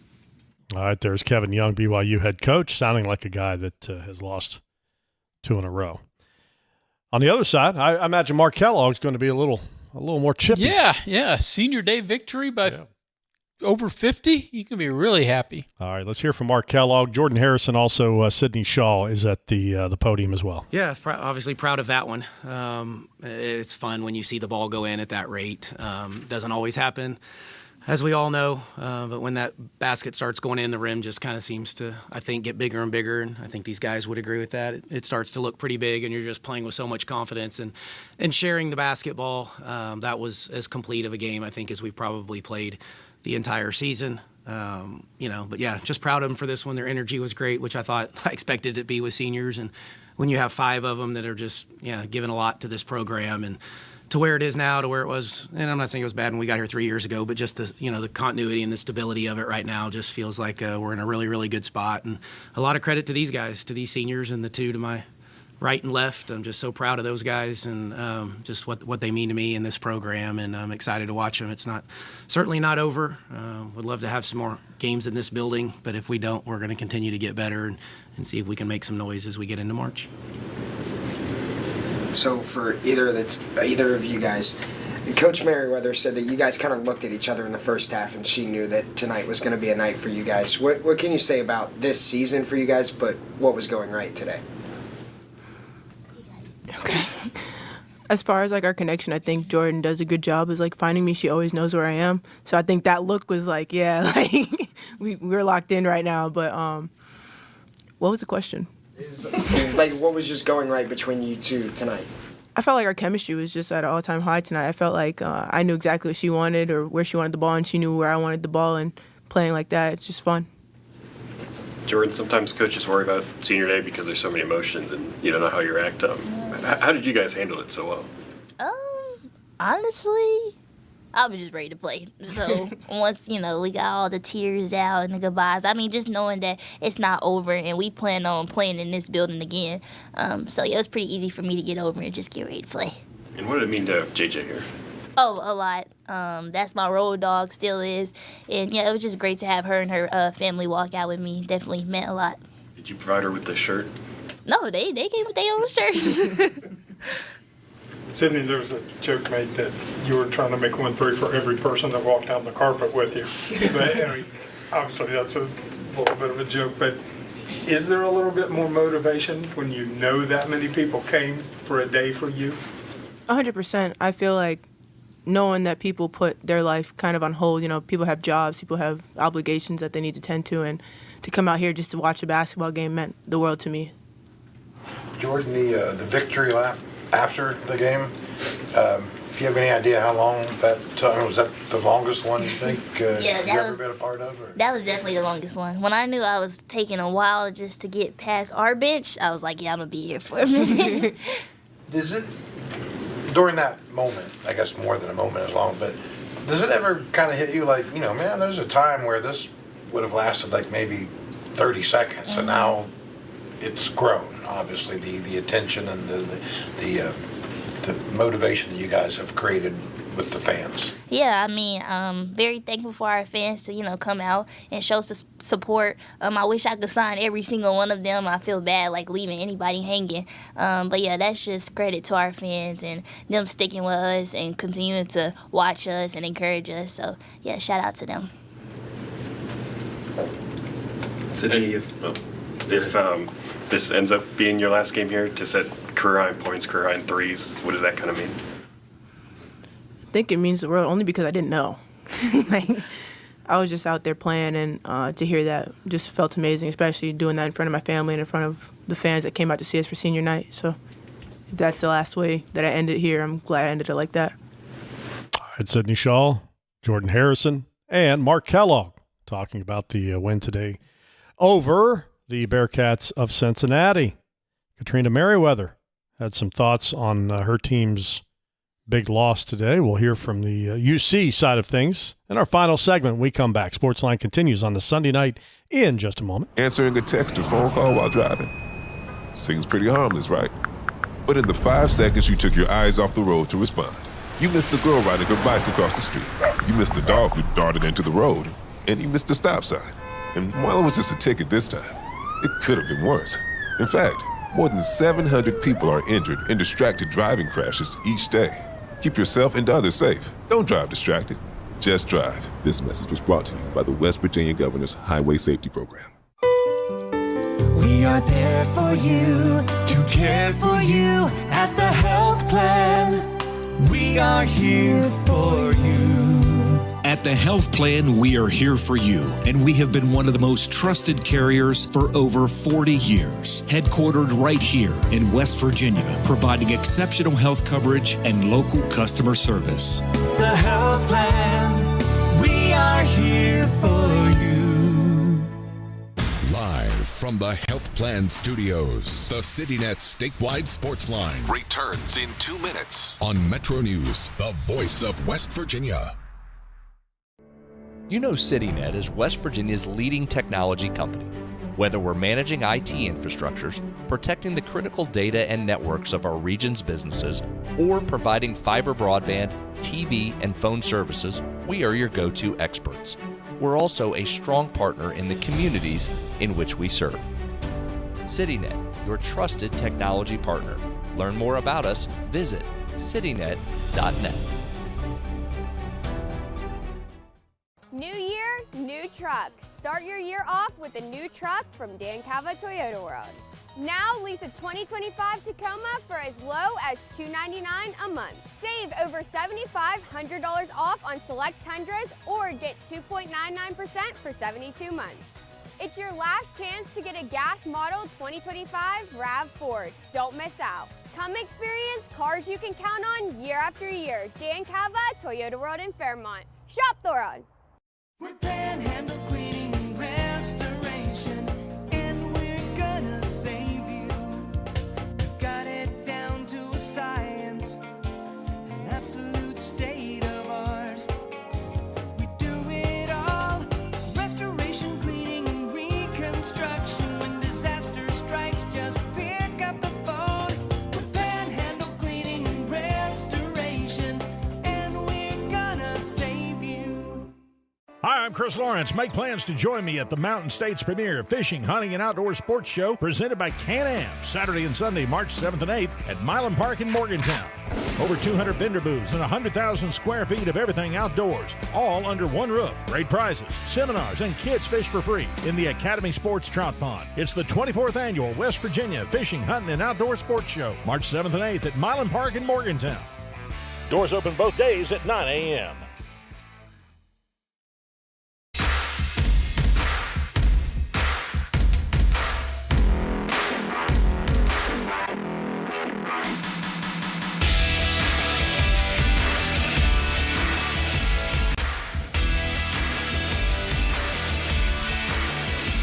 All right, a couple minutes left. Katrina Merriweather, UC head coach, on the long end of a 118 to 60-something score today. Whew, the obvious is that was a tough game to coach. But I do think that we got a little more comfortable as the game went on. West Virginia came out and we tried to tell our kids about the urgency they were going to have. Senior night, fighting for a championship, and just momentum going into the conference tournament. Sometimes you just don't realize what things feel like until they actually hit you. But I do think that our young people will take a lot away from tonight and understand that we have to refocus some things going into the tournament. Coach, what makes guarding West Virginia's three guards, what makes it so difficult? Well, what I think made it difficult for us was the first time we played them, we did a really good job at it, and we were hurt by the 4s and 5s. I, again, told our staff this would be a guards game today. And there's a lot of reasons for that, but senior day is one of them. So I think what makes it difficult is Jordan Harrison is so unselfish. She can score whenever she wants to, but I saw her and Shaw give each other a look in the first half, and I thought, oh boy, because Shaw's making shots and she was going to keep feeding her.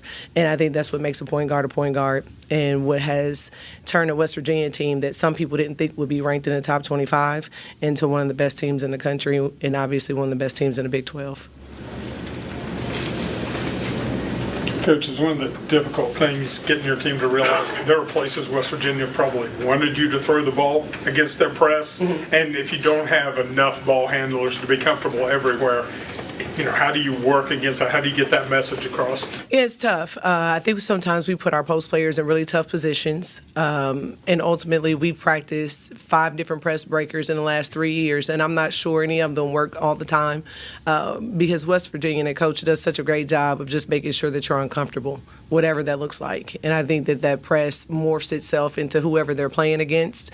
So obviously keeping the ball out of Kalia DeVillis's hands is a primary objective, and then getting the ball into our 5 players' hands for them to feel like they can dribble it and then tip it from the back and that sort of thing. So you practice those things. The reality is until you actually get into the game, you have to make some in-game adjustments, and I thought we did that a few times, and it helped us. I thought we advanced the ball much better tonight than we have in more recent games against them.